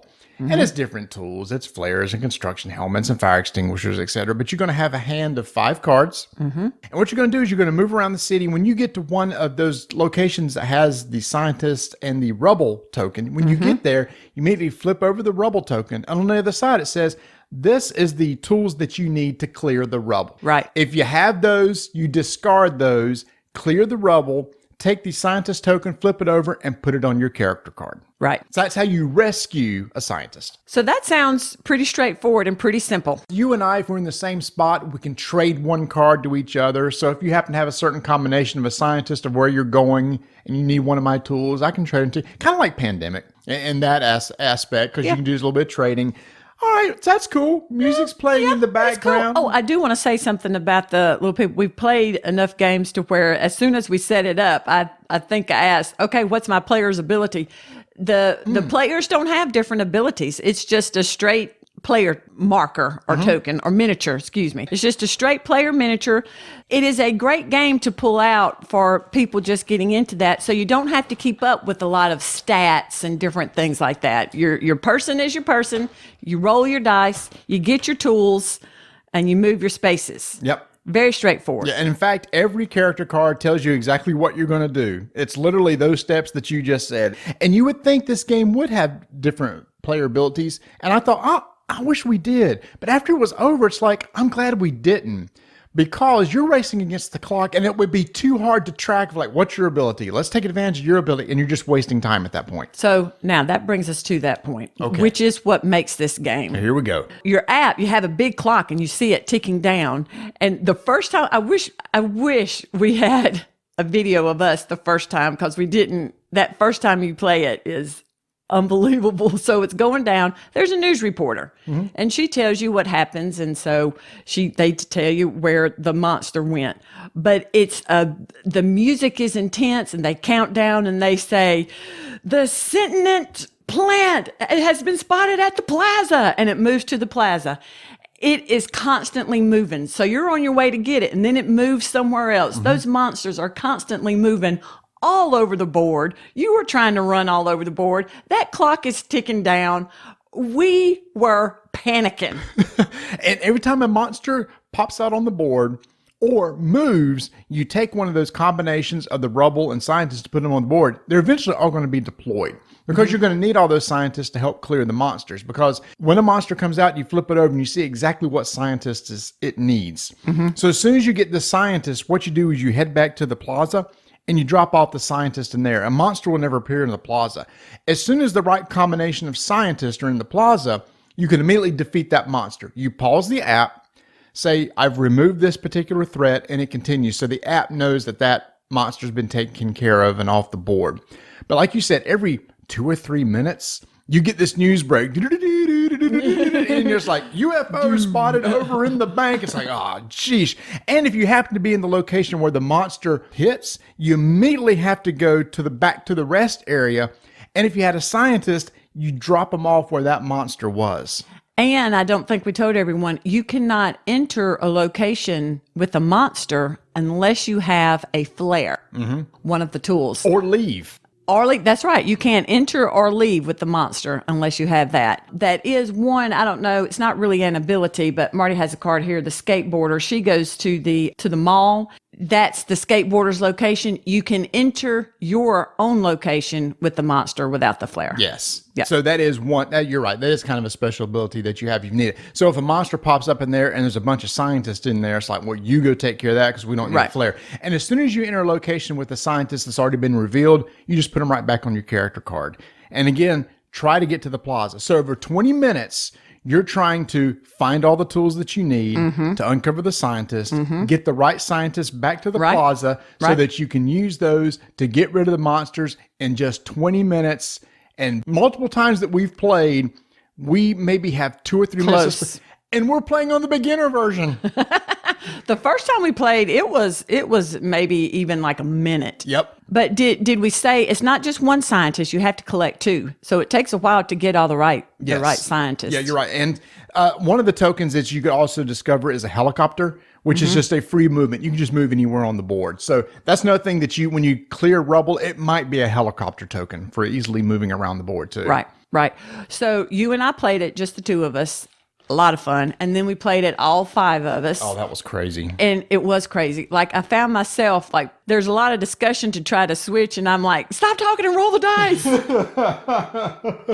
And then it's just, It was incredible. A lot of fun. And Last Defense. And when you roll the dice, you do have the option to re-roll, and if you do, you must take the second roll. Because lots of times, if like, oh, that roll only gave me 1 to move, and I need more than that, or only got 1 tool, so you can re-roll and try to increase your odds of moving or getting more tools. This is one of those things that was too. I read the rules, and I thought, you know what? It's just too simple. You're rolling, you're moving, you're collecting tools. It's like a stripped down version of Pandemic. Then you play it, and you're under that clock, and it's like, that's the fun. That's the tension of your heart beating when you know it's like, there goes the music. Another monster is moving or popping up somewhere. Please don't be where I am, sort of deal. And I see it's for ages 8 and up. There might be some a little younger that might be able to play, but this is a great game to play with the family because it builds cooperation. You have to look at your tools to trade the tools. It is a great family game. Yep, it is. In fact, all these 3 Funko games are great family games. Prospero Hall Funko games are starting to show up in Target. You know, we've been to Target, and there's a few games from them starting to show up there. I don't know if these are going to go there, but boy, these sure could work there. Yes, they really could. Throw the Pop-Tart game Especially out. Pop-Tart, yeah. I mean, you could do a whole promotion right here. Buy the Pop-Tarts game and get 10% off a box of Pop-Tarts. Because that's the best Target usually does. Yeah, I tell you. Fantastic. So what this game made me want to do, but we haven't, we might have to save it for October, but I want to watch all the old 50s movies like The Fly. Oh, yeah. Or some old 50s movies. What was the one? Creature from Outer Space. Was that the one that Tom Cruise remade? The 50s with the robot and the guy came down. Was it Last Day on Earth, Last Day of Earth? I don't know. People are now screaming what the name of it is. Anyway, Tom Cruise remade this 50s movie, and I've seen the original. Yeah. So I was going to say Last Man on Earth. That's not it. It's Last Day on Earth or Last... Hold on. Adam's yelling from another room. What is it? The day the earth stood still. Thank you. We have a wonderful family. This is a great family effort. The day the earth stood still. Tom Cruise redid that movie. It wasn't very good, but stuff like that.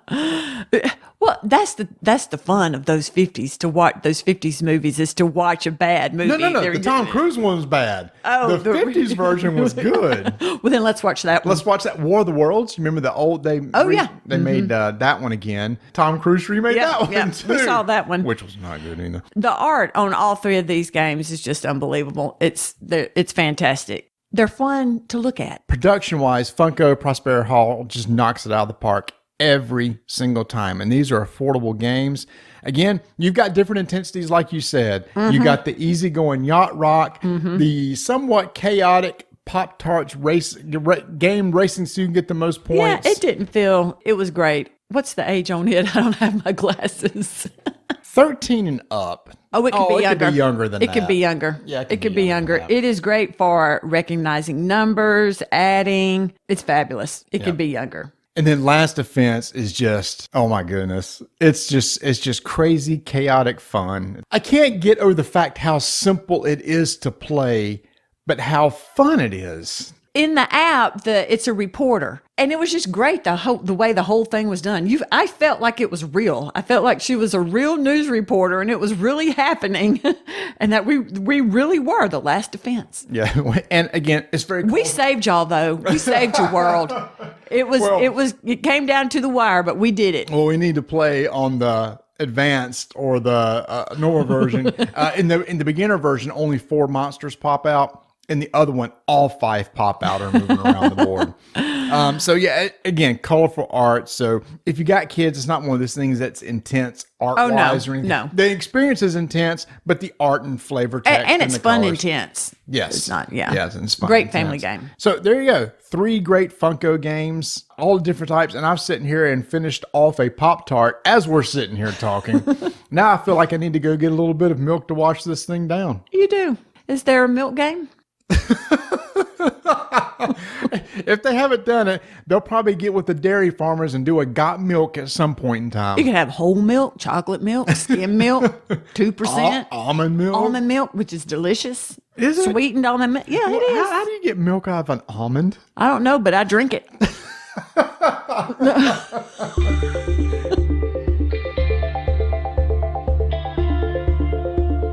head over to miniaturemarket.com to get your gaming needs. That front page has always got some goodness. Matter of fact, here on August the 10th, I'm looking at this front page, Marty, and they've got the Marvel Champions LCG Hulk Hero Pack out there ready for you. That's a new arrival, and I didn't know they're still making these. We're going to be talking about card games here in a second. The Lord of the Rings, The Land of Sorrow Adventure Pack just arrived, Marty. I didn't know they were still making those.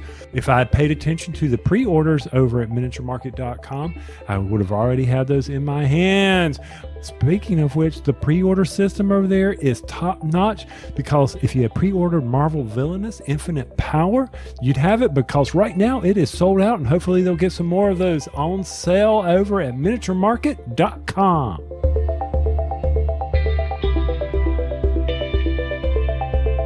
In typical Tony fashion, Marty asked me to come up with a segment for us to talk about because, well, we just can't get together. And with that, I waited to the last minute. Boy, did you. You dropped it on me like 5 hours ago, and you dropped a heavy one that I have been excruciatingly trying to work through my mind for the past 5 hours. So thank you for that. This is one of those you should let me sleep on for a couple nights at least. Well, I'm not going to, because if you'll forget it. You'll say, oh, well, I'm supposed to think about it. So you would have been doing it anyway. You would have been, oh, we needed to talk about this. So typical RDTN fashion, we are going to talk about the top 5, as many as we can do, card games, our top 5 card games, and there are caveats that's associated with that. You can only be just cards and tokens only, no boards, none of that other stuff in it. I see what you're doing. So you're removing the chance that something like Wingspan can be involved because that won like best card game for BGG. Yeah, no, we're not going to have that junk. We're not going to have that. Okay. We're not, I mean, we're not going to have, I guess we could do Ascension or those, but there's a board. But it's got to be cards and tokens. So I couldn't say something like, oh, hell, the card game. I couldn't do that one. And the other part is it must have deck building into it, in that a deck comes with you, not you're building it as you're going along. Pre-built. There's the word we're looking for. Because is that not confusing now when somebody says, oh, we're going to play, like Netrunner's a deck builder. And then immediately as a gamer, you go, but which one? And we still don't know a good way to say it. Just, I guess, pre-built decks. Yeah. I don't know. Pre-constructed. Thank you. That's good. I need to write that down because I'll forget it. So These are cards and tokens only, pre-constructed. Mm-hmm. That's it. 5 only. So I know there's a long list. But actually, when I did my research on this, Marty, and I was doing it over at the BGG site to make sure I didn't forget any or some that I may have played a long time ago and see how they would rank out, I could not get it to sort the way I wanted it to. It wouldn't pull. When I pulled up, well, let's filter on card games, deck builders, I only had like 20. I'm like, that's not right. No. Something was not keying in there. So very well. Are you ready to get started? Yes. So I assume we're starting from 5 to 1. Yes, we're going to rank it that way, unlike the previous ranking where we were all over the place with David. Hey, we're going to go 3, 2, 1. No, we'd go 1, 2, 3. No, whatever. Here's the problem. You and I have not compared lists. I assume that some of these are going to match. So when they do, if it is higher than on your list than what it is for the other person, say wait, and we'll get to it when that other person gets to it in their list, okay? Okay, that works for me. I'm good with that. So are you ready? I'm ready. Number 5. Oh, I forgot about the sound effects. Okay. I've been building up for this all day, okay? You've had 5 hours to plan. I've had to try. You spent more time probably on the sound effects than you did on your actual list. No, absolutely not. No. All right, what you got for number 5? You only gave me 5 hours, and I'm sorry. I could not decide between 5 and 6. 1 hour, it was this way, and the next hour, it was flipped. So guess what? 5 has 2 of them in there. No, because that's not how we rank. We're not doing a 5A and a 5B. Pick. You can do an honorable mention, but I'm not giving you a 5A and a 5B. That's not how we roll at RDTN. No, this ain't fair. Okay. All right, fine. But if you ask me tomorrow, these may be flipped. So here's my only honorable mention I'm going to say. Okay. Potentially, unless you come up with some really good ones. My honorable mention is the World of Warcraft TCG. All right, we'll talk about that later. Fair. So then my number 5 is the Lord of the Rings LCG. Talk about it later? We'll talk about it later. All right. So I'm done. All right. So your honorable mention was WoW TCG. all right, and then Lord of the Rings LCG was number 5. Yes. All right. So my number 5 was Spycraft. Thank you. That was another one that was there, but now we get to talk about it. So go ahead. So Spycraft was one of those card games that you and I played shortly after we played Lord of the Rings TCG. About mid-2000s, like 2004, 2005 range. Yep. Right. And it was based on a very popular, if I remember correctly, RPG. It was, yep. Yes.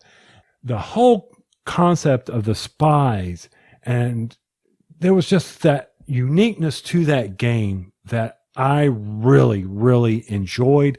Very short-lived. Obviously, other people didn't enjoy it as much as I did, but it was how you built up your spies and you were equipping them with weapons or just the whole mechanics, how each different faction was playing very asymmetric and their powers and their capabilities. There was just something about that game, Marty, that I really enjoyed, and how you always brought the same type of spies there that you built. You had that row that came out in the middle of the table. It's like things that you had, obstacles that you had to face, and some you had to face with combat, some you had to face with like intrigue.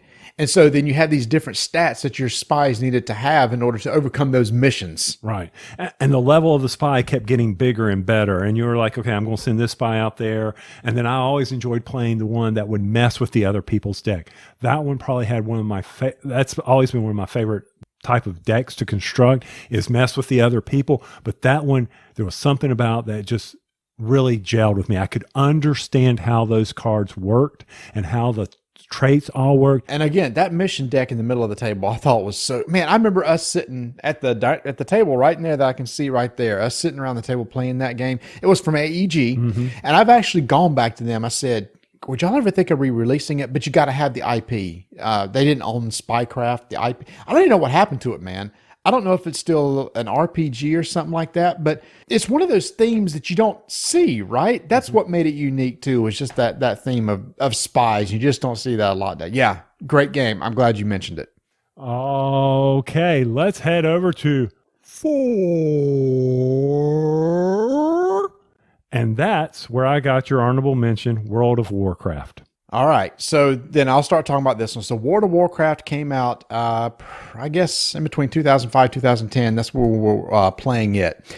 And this was one of those games that you and I didn't play a lot of Magic, but this was like a second generation of that type of game where you come out and try to beat each other's minions down and try to knock out the life of the other person, which is very much like Magic. But it removed the whole mana screw. Right. Because on your turn, any card in your hand could be a resource. And you put it face down, and then that's a resource that you can use. Now, if anybody plays Hearthstone, it's the same sort of thing. You get one resource per turn. In this game, and Hearthstone came from this game, is you could play a resource or you could choose to. It was your option to play a resource or not. But some of those resource cards were actually quests that if you got those into your resource pile, you could actually use those to try to complete the quest and get a bonus for them. But you had a hero, you had a big card, then you could equip them with armor and weapons and stuff like that. Then you had your minions out front that you went and attacked with. So the whole resource mechanic I loved, and I'm going to shut up because there's another mechanic you're probably going to mention here in a second that we love too, but go ahead. What got it to number 4 for me is the fact that we had the ability, as Justin pointed out, the raid decks, the raiding, going around the table. Was that it? That's why I kept my mouth shut. It's raid decks. That's what put this number 4 for me. I mean, you went from a game where you're constantly beating each other down, and you mentioned all the things I enjoyed about, to the thing that just vaulted it above Spycraft was we could all gather around and do many versus one, and nobody ever felt left out during those raid decks. We just had a blast with that. And if you played the World of Warcraft game, you're playing the dungeons that you actually played in the MMO. And so you go in there and you see how this works, how the more damage the boss took in a dungeon, then when it got down like to 50% level, it would trigger, and like all these little other minions may come out at that point, just like in the real video game. But yes, all of us, again, I remember us sitting around the table, and there was like a GM at the front running the game. He's the dungeon, and we're playing against him.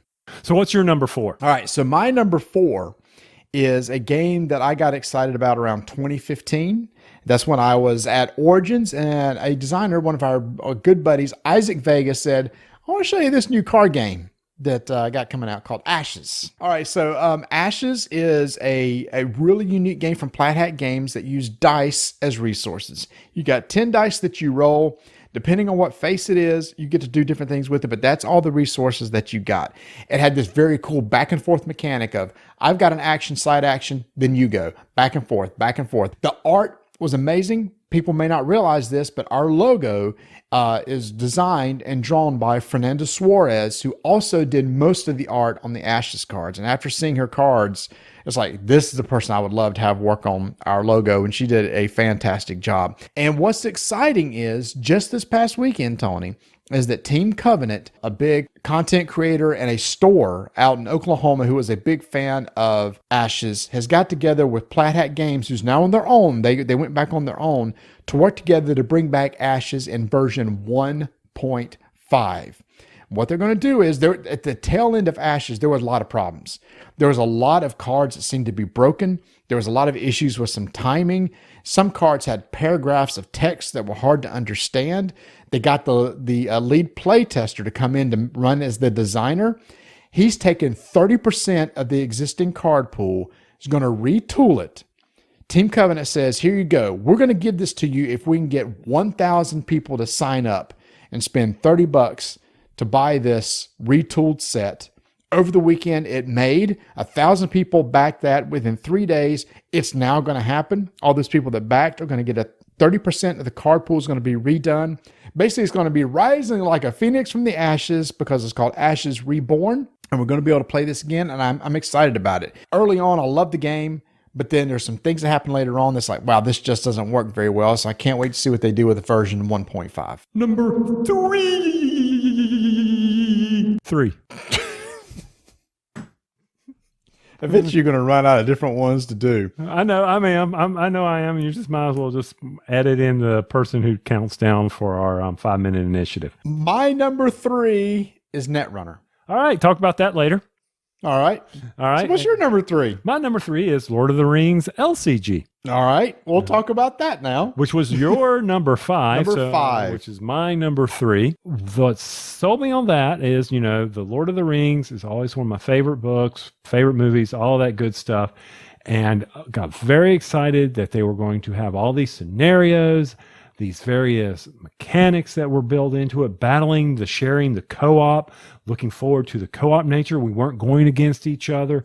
So I was all excited about that. I could relive the stories in the book using the Lord of the Rings LCG system. I liked how when we would play against the decks and against the various scenarios we were going against, we had to work together and do a sort of a synergy in our deck building.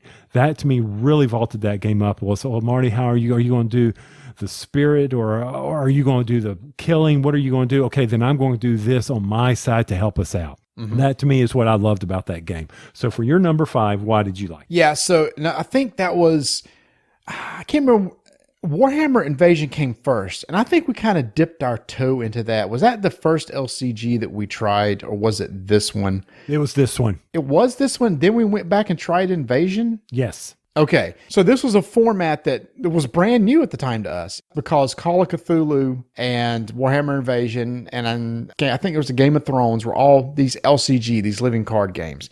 But we never experienced, like you said, a co-op game. Whoa, that's different. Like we can play together and stuff like that. Along with the theme of something that you and I were both passionate about, the art looked amazing. It had these amazing phases where you were questing and then fighting and stuff like that. And you actually tried to play out a story. There was a little bit of a narrative to it.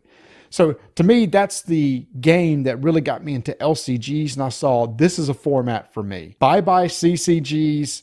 I am now an LCG gamer. Yes, that's what did it for us. For everything else that you've been forcing me to buy. It's okay. I'm fine with it. It makes it easier. It makes it easier. Oh, it makes it way easier. I don't have to try. I don't have to chase the rare. I don't have to get the foil, all that good stuff. I don't have to worry about that. The only thing that you lose out on these LCGs, and we'll go ahead and explore this, is a draft. Doing a draft competition. Yeah. Which is fun. Fun. That's a lot of fun.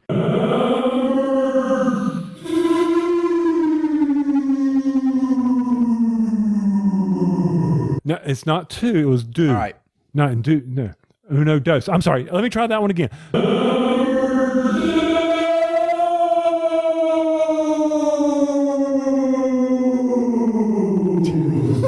Not do. I'm not French. All right. Yeah, okay. So I was torn. Lord of the Rings All is right. my number 5 LCG. I thought it's an amazing co-op game, but I did have some issues with it later on down in the game where when you came across a quest that was hard to complete, a scenario, you would constantly have to retweak and build your deck, change it up, try to get it to work. Some of the phases were sometimes kind of hard to make sure you get through, and there's a lot of tracking and stuff like that. So when Arkham Horror LCG came out, and I remember seeing this also at Gen Con, and when I saw that there are cards that are put on the table that act as a map, and you actually have a character card that you move between locations and play out a story, I thought, I'm in. This is exactly what I was looking for.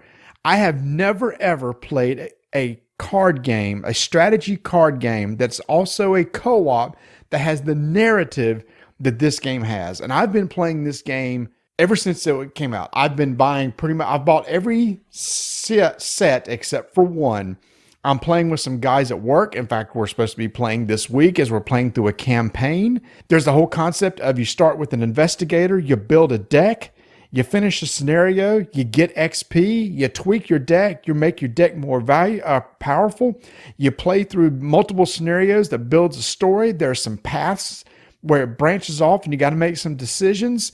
It's I like the concept of on your turn, you got a couple actions you can take, which is very typical of a card game, which Lord of the Rings was a lot more structured. I like the less structure than I did here. The art is amazing. I love the theme. Arkham Horror, the card game, is one of my top games of all time right now. I love it that much. I cannot ever remember any other game that gives me the narrative and strategic experience that this game does. And it's just almost perfection to me. And the only reason why it did not make the list for me is I think I don't have a steady group to play. That's a huge reason. If I didn't have these guys to play with, it's a totally different ball game. I've heard it works great solo, but I do not get into playing games solo. I just don't. Yeah, I mean, if I wanted to go solo, I'd pull out Lord of the Rings, a type of game or a theme that I like. And you like Cthulhu more than I do. Mm-hmm. I don't really care for it. Yep. Doesn't really matter from the standpoint of, the monsters and all that. Not that I don't care for it. I'm not into the mythos. Totally fair. Yep. So, of course, my number 2 was your number 3. Yep. Android Netrunner. Mm-hmm. So, the whole reason this podcast exists, right here, Android Netrunner, plain and simple. Okay, there's other reasons, but we're going to equate it to Android Netrunner. Never have I been invested in such a game as I was that. The amount of time that I spent researching, trying to build decks, trying to figure out how I was going to be able to beat a corporation or protect a corporation. Never did I go out and play in tournaments like I did with this game. Core set, I'll admit, in Netrunner, Android Netrunner, had some issues because of scorched earth policies, and you can go back and look at, where you can just wipe someone out with a scorched earth policy, making them discard cards down. But aside from that, as that game kept releasing and releasing more, I never felt like it became unbalanced. I always loved the intensity, the not knowing, and the strategy that you had to deal with in building 2 separate decks, because you had to come in with a corporation and a runner deck. And you and I would always play one or the other at lunch, and we would just go back and forth on that as we prepare for a tournament or something like that. Android Netrunner to me was probably one of those games that I spent more time preparing for, researching, reading, understanding, getting on the net, hearing what people were doing, excited about packs to come out, new expansions to come out, actually subscribing. That to me was probably that is why this game is number 2. Everything that you said, plus one, I agree with everything that you said 100%. the thing that also stuck out at me was the asymmetric play. This game is what got me into asymmetric games. We had mentioned King and Assassins earlier. I love the idea of sitting across the table and playing with somebody where their goal and their mechanics are totally different than mine. It's like two games in one to me, and that's what this was. When you're playing as the corporation, your mindset is totally different. And an Android Netrunner, the actions you take on your turn are totally different. There's no comparison between the two sides. The runner plays totally different than the corporation. The win conditions for both sides are totally different. Like you said, there's two different decks. Like you, Tony, I was heavily invested in that. You and I actually, we never ever before like got decks together and practiced and tweaked to go play in tournaments. The only thing that got to that one is after the card pool got so large, I could not keep up anymore. Yes. The meta left me to where like you said, I researched in that first year or two. I understood all the terms and techniques. I had all the cards memorized, but it got to the point I just couldn't keep up. And I think over the long haul, that's what kind of hurt Netrunner along the way is I think they ran into a lot of issues like that. But regardless of all that, I will say we love the art. It did have a learning curve. It had a steep learning curve because remember, everything had a different name. It wasn't like a draw deck or your hand. And then both sides had their own names for the exact same thing. The discard pile for both sides was named totally different. So you had to learn all this terminology. And so once you got it, which was nice. But yes, Netrunner will always have a warm place in our heart. And yeah, you're right. It probably did help kick off the podcast. You talk about the terms. I'll never forget the first time we played that sitting at my table. And you and I, we had the book. Are we playing this right? Did that work right? Did we do this right? Okay, let's try this again. When do you stop? When does the card flip over? Does it flip over now? What? Yeah. What's this timing inside of a timing inside of a timing? What? Yeah. I mean, are you jacking in? Are you jacking out? I don't know. What's my lot? What? Number one. We all know what it is. Why build up for it? What is your number one? Like, I don't know what it is. We are both going to say it because Lord of the Rings CCG, collectible card game from Decipher in 2001. If it wasn't for this game, more than likely, Tony and I would not be the gamers that we are today, and this podcast wouldn't exist. We said Netrunner helped kick off the podcast, but to be honest with you, we wouldn't even be playing games if it wasn't for this one. That's so true. That is absolutely true. That was the game that made us drop a whole lot of money, ship cards to England for trades. Ooh, boy. We were on some trading, what was it, the CAG, Collectible, something gamers. Mahat Mama? Yeah, Wow. Yeah. Ooh, What was the name of okay. that site? Anyway, I can't. Yeah. Anyway, so yeah, where there's this trading site where you put up your wants and your needs and your yeah, dude. We're sending cards all over the world. We were ordering. Remember Potomac Distribution? Mm-hmm. We used Potomac, to go not Potomac. Potomac. We would go there and order boxes, and then you and I would get together and draft. Oh, that was so fun. We would open up the boxes and basically draft packs, open packs, and then trade. Because you had your commons, you had your rares, you had your uncommons, and we tried to get as much as evenly as possible along the way. Yeah, going up to driving 40 minutes to a tournament and just having a big time with that. And there was a lot of fun with the Lord of the Rings, seeing the pictures of the movies and realizing, hey, that picture wasn't in the movie, and actually going back and trying to find it in the movie. Mm-hmm. Oh, and then how can I make Sam not the ring bearer? And what do I need to do? Oh, we can play with, why did the name release me? You shall not pass, Gandalf against the... Oh, and when we had that card, the God, what's the big evil looking thing that looks like Diablo? Oh my gosh. Oh, what was that? Everybody's screaming at us right now that's listening to this podcast. You fools. Oh my gosh. And I just thought about this today. In the 5 hours that you were doing this, you were like, what? It's not the Watcher in the water. He's in the Mines of Moria. It's, oh my God, just look it up. This is sad. Oh my heavens. And he has something called the Flame something. Yeah, he's got the flame on you shall not pass. The Balrog. Oh my gosh, the Balrog. Everybody just turned off the radio. It's like, you call yourselves Lord of the Rings fans? On me, I know what it is. I'm sitting here. I couldn't come up because I was just finished beating Diablo in Diablo on the Switch. Yeah. So that's in my mind constantly. Did you know there's another act after that? Yeah. Oh my gosh. It's an expansion. But anyway, so yes, the Balrog, and remember early on, you always face the Balrog at like site number 5 or something like that. So a lot of mechanics in this game that you and I liked. Number one, the idea of this, you're an adventurer. So you got the Fellowship. You have to go through 9 sites to get to the end. Once again, even though you're not building 2 decks, you kind of are. They're just merged. You're building a Fellowship deck. You're building a Shadow deck. They're shuffled together. And then once again, we didn't realize it at the time, asymmetric play. On your turn, you're doing a totally different thing than what I'm trying to do on my play, because as a Shadow, I'm trying to beat down your guys, and then it flips. And then you have the Shadow that you're trying to beat down my guys with the resource mechanic that nobody has yet to copy again with any huge success. And that is, how many resources I put in the pool, that's how many that you're going to use on your turn. But there's always that bluffing mechanism that I remember from it.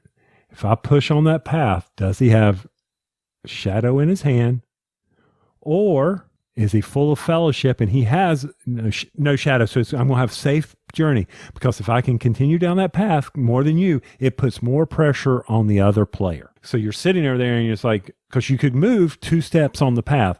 The first one you have to do, and then you'll play, and then it's like, do you want to continue? Because you don't get to redraw. No, you don't get to redraw. Yep. And the Shadow stays there except for what is added by increasing on the path. So more Shadow is added to the pool. Did he bluff me? He didn't use any of that. Did he bluff me, or is he trying to overwhelm my party and kill my ring bearer? Do I have what it takes? Or it could have been a bad draw and they got nothing in their hand but Fellowship cards. They don't have any Shadow to play. Which also then puts the intensity back on you when it comes over, if that's the case, because now you're like, I've got all this Fellowship in my hand. If I play all this, I'm giving him, who just refreshed, a chance at playing. There was that constant intensity, which was something that I really enjoyed. I enjoyed in Android Netrunner. It's what I enjoyed in Lord of the Rings, is that bluffing mechanic, that just tense moment of, I did pass. I shall not pass. I will pass. Thank you. And the multiplayer in this game works so well, because if you're playing with like 4 other people, when you're playing as the Fellowship, everybody else is playing as the Shadow. And whatever resources they have to split among them. And they can't talk about what cards they got in their hand. But remember, we'd sit around the table, it's like, just leave me 2. Just leave me 3 when it gets to my turn. That's about all you could say. And then you work together against the guy on the Fellowship side. So it's scaled well between 2 and 4 players, which is unusual for a card game. So I look over our list. I go back and thinking, all these games, Marty, of the list, the LCGs are the only things still left. What does that say about card games for us? We just live in the past? What do you mean they're the only ones that's left? Well, Lord of the Rings, LCG, you did Arkham Horror. Ashes is coming back. What does that say about us? We just can't find that next one that we want. There were a lot. I see. Yeah. Well, number one, Lord of the Rings is just so nostalgic for me. I mean, that's why I had to put it there. We didn't mention it, but I played Marvel Champions. I think Marvel Champions is a solid game. That's my honorable. Yeah. I get it on the table and I can play it and I enjoy it. I just don't know this one of those things that's going to be like 10 years from now, I'm going to be thinking about it like I do some of these other games. And Tony, I actually bought this last year. Next year, you and I will be celebrating basically our 20th anniversary of getting into Lord of the Rings CCG. And right now I'm staring up on my shelf two unopened starter decks of Lord of the Rings from the very first set and 2 unopened booster packs. And you and I next year are going to get together and we're going to relearn the rules before we do this, but we're going to get together, we're going to open those decks, and we're going to experience the game that got us into this hobby 20 years ago and see, is mechanically it's like, wow, this game was not as good as you remember, or it's like, oh yeah, it's just as good as you remember. The problem is with the starters, and you know this as well as I do, they weren't a full deck. You always had to add 60. So the starters were short cards. So you didn't get that full gain of experience from that. Actually, I did not remember that. So, okay, we'll have to work around that. We'll have to maybe supplement with buy some more booster packs. They're dirt cheap now of the original set, and maybe supplement from there. But I am so excited to get together. The only problem is that 20 years ago, we could read that little rule book that came in there. We really can't do that much anymore. I think I have the original somewhere squirreled away on a computer. The original rules, yeah, they're out there somewhere. So we've always loved our card games, man, and we talked about this earlier. Over the weekend, I did teach you a new expandable card game that's coming out. In the last episode, we talked about Vampire: The Masquerade Rivals. It's coming out from Renegade Games. This is like an LCG. They just can't use that term. And I got you, Nate, and Mark on Tabletopia to teach the game, and you said you had some different thoughts. So, sir, what are your thoughts on this game? Well, so for Vampire, and I think it's not the fact of the game, it's the fact I was playing on Tabletopia. Yep. And I almost said, Tony, don't do it. Because, okay, so here's the thing. I didn't mention this earlier. I actually played Tekhenu on Tabletopia earlier this year, or a table TTS. And, dude, it was like, I'm just not enjoying myself because I've been sitting here for 3 hours trying to move bits around the board, and it's so frustrating. But then you heard my excitement earlier. I played the physical game, totally different experience. I was worried that you playing on Tabletopia was going to taint the experience of this game. So, but anyway, go ahead. I'm sorry. And in all honesty, it really did. I had the cards wouldn't shrink back down when I would click on them, and then suddenly it was the visual experience wasn't there. You explaining the rules was, I don't want to say what you did wasn't bad. It was the fact that it was easily to, as you're talking, I'm zooming in cards, but you're pointing at something else so I can read the stupid cards, and I'm missing the iconography, and I'm like, oh my gosh. I mean, overall, the concept is very simple, but I definitely, and the speed of play, that really tainted it for me. I'm like, this is taking way freaking too long. Well, again, with physical cards, you know it would be twice as fast. Oh, it'd be so fast. There wouldn't be anything. I mean, it would be like throwing cards left and right, going, everybody be talking. And once again, it's the fact that you got to learn new terms, new iconography. That, I mean, they've made their money. They don't need my money. They don't need me to go buy a core pack because they've already passed that. They would like me to. Wow. I'm just, being honest here. All right. That, do they really need, for their success, if you're into that type of asymmetric game, which it was, I got to play something that had completely different mechanics to use than what you were doing. Yeah, I mean, it's not asymmetric like Netrunner is, but yeah. I'm sitting there and Nate's doing something and Mark's doing something, and I'm just like, I don't understand what's going on here from the standpoint of, is Nate winning? I don't know. What am I doing here, Brad? What? So it was an experience that I think overall, I can't wait for you to get a copy. I hope they will sell these in retail. I think the core is going to be in retail, and that's all I need. So the nice thing is that the core does come with 4 full decks. So let's say I'm not going to buy it. Well, guess what? You can borrow one of my decks from my core, and you have everything that you need. The thing that appealed to me is, like I said, I haven't seen a game since Lord of the Rings CCG that supported multiplayer. This one does. It's built to play multiplayer because the original game, Vampire: The Eternal Struggle, did support multiplayer game. It just didn't work well with 2-player. Because in this game, randomly assigned rivals are put on the board. You win if you can defeat your rival. There's really no need to attack other people. In fact, attacking other people and hurting them could actually help the guy who's that person's rival, just because of the way the rules are set up. So it's not one of those things where you pile on to somebody. It doesn't really make any sense. It doesn't make any sense just to eliminate one guy and then you 3 play the way it's built. I do like, there's some bluffing in it. There's this whole conspiracy card that Nate kept doing. It's like, hey, I have this card. Nobody else can see it except Marty, you.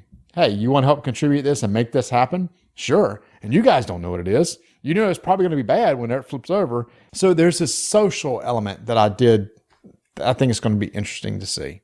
I'm going to have to hold judgment on that social. You were saying that, but to me, it was just Nate had a card and asked you if you wanted to do something about it. And if you had that ability to pay whatever you had to, you would have done it. Yeah, but see, what you didn't see was this concept called a scheme, where there's these blind bids, where people put in their hand, blind bid, and bid some of their limited resources. It's called prestige, to whether you want that to succeed or fail. So there's this little bidding mechanic too. Yes. So anyway, yeah, it is fully funded. It's interesting. I was listening today. A lot of people are like, why is this on Kickstarter?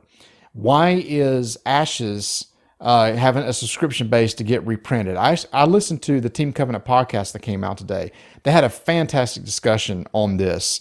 They said that the CCG model, Magic, is fantastic for game stores because people come in there, they want to play the game, they buy blind booster packs, they're constantly giving money to the store to play the game. But they said it's a heavy investment for gamers. The flip side of that is the LCG. Fantastic for consumers. I buy this one pack, I haven't got to buy anything else again. But it's bad for retail because I'm not going to buy multiple of the same pack. Doesn't make any sense. If it was a CCG, I might sit there and buy 5 booster packs tonight just to see if I can get something, And we did that. Yes, we did. They said, so CCG's great for the store. LCG is great for the consumer. So Team Covenant says, where can we meet in the middle? They said that's where Kickstarter, and that's where like subscription-based things come in. So the 1.5 Ashes and the Rivals, it's like here. If this funds, you get it. Then guess what happens? The next expansion. All right. Do you want this next expansion to come out? We need X amount of you people to say that you're going to buy it. We'll print it. FFG's big enough. They ain't got to do that. They just can print it and then eventually just kind of dies away. Lord of the Rings is going away. I don't know if you know that. LCG, this is the last run of the Mythos. But because Renegade, I heard rumored that their next expansion will be Kickstarter. People are like, why? Why not go straight to retail? Because there's less risk.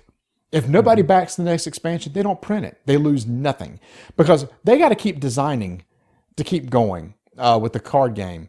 It's different than a board game. You design a board game once, throw it out there, and just hope it sells, and they never have to touch it again.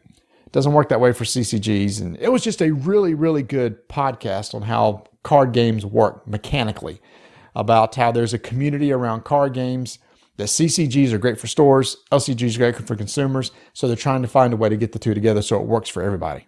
And there's a plug for that podcast. Go over there, people. Well, those guys know what they're doing because they're not only gamers, but they're store owners. Right. And now also they said this way they're cutting out the middleman. The distributor's not getting any money. So there's more money for the publisher to be able to make and support this game. And that's another reason why I keep going to Kickstarter. So they're thinking that maybe this model is best suited for like Kickstarter's type thing. Meanwhile, Fantasy Flight with Asmodee behind them, they can do their LCG model however they want without much risk. Where a lot of other, you remember Deadlands? Remember how that came and went? It was supported, then not supported, and just kind of disappeared. Mm-hmm. What was that one game? Was that the Western game we played? Yep. Deadlands? Something like that. No. It was based on that. It was based on that theme, but that one came and gone. It was like, it was gone. Yeah. And they kept trying to support it, and nobody was buying it. And I also said it's interesting that with board games, if you get an evergreen title on a board game, you don't have to invest in it anymore, right? The publishers stuff, they just keep reprinting it and making money. Not so with the card game because the designers and everybody have to constantly keep designing new cards. And what about if nobody wants to buy it? Then they're investing in stuff that not going to make any money. So that was our top 5 card games of nostalgia. See, I could redo it, sort of, kind of. The games of nostalgia from Marty and I. Except I'm still playing Arkham, and it's still around. That's true. You are, and of course, please tell us how wrong we are over at our guild. We would really do appreciate that. I always like to be corrected. It's part of my life. I'm used to it. So don't worry about it. All right. Well, I will say this: one of the things that people are saying about this time of year is that if you can continue to work with the people during this, and you don't kill them. Who is saying this? Well, it's a lot of people are saying that during this time, all the togetherness, that, if you survive this, you can survive anything. This is really going to stress. We will see where marriages are in 2021. We'll see where friendships are. It's true. I know, some people that, some things have happened that have really caused people to question their relationships, like some of their idiosyncrasies. Okay. Like they say they care for other people and other people say they don't believe them. But if that happens, if those survive through this time, then life is going to be good, that it will be stronger. Guys, I have no idea what he's talking about.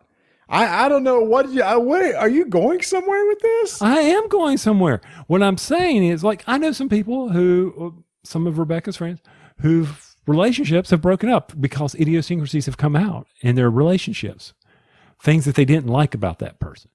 Okay. So during this time. So if this podcast can survive this year, Lord knows how long it will go on.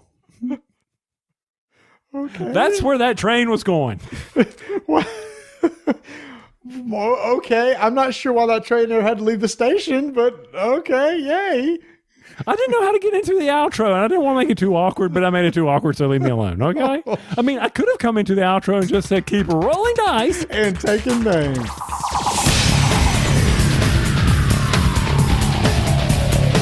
Ooh-wee, that was a long one. Thank you for sticking through it to the end. If you want to follow the show, you can do so. Dice and Names on Instagram and Twitter. Follow our Facebook page. Go join our BGG Guild 1589. Hey, we have a Discord channel now. Come hang out, share some of your favorite food and lawnmowers, because that's pretty much all it is right now. Here are the top video games from 2005 when, I was going to say Splinter Cell. What's the name of the game? Slaughterhouse? No, what's the game we're talking about? Well, Sniper Elite. Sniper Elite. Sniper Elite. Oh my gosh, yeah. I keep thinking Splinter Cell because it's also a stealth game. What was that thing you did with David Thompson where you messed up? Oh, the Splinter Cell. Splinter Cell. That one. The one where I couldn't think of. I still can't think of the stupid name of the game. Oh, Sniper Elite. Thank you.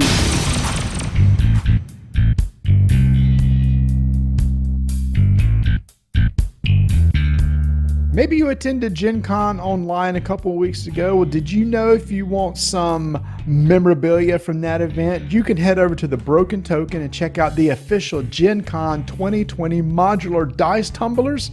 They have some amazing dice towers over there at the Broken Token, some really cool designs and everything, and they have one specifically made for Gen Con this year, so you want to go check that out. And also now they have these really cool 3D printed dice towers called Fates In dice towers, and when you see these things, it's like, whoa, that's a dice tower, because at first I thought it was like some super nice terrain. It can be used as terrain, sure, but that terrain also is functional as a dice tower. You could drop dice in the top, has a base in the bottom where they roll out. It's ready to be sanded, it could be primed, it could be painted. It's officially licensed. They look great. To find out more about those accessories and all their organizers, go check out thebrokentoken.com. I'm going to start saying .com like that all the time. Is that going to annoy you? Whatever you want to say.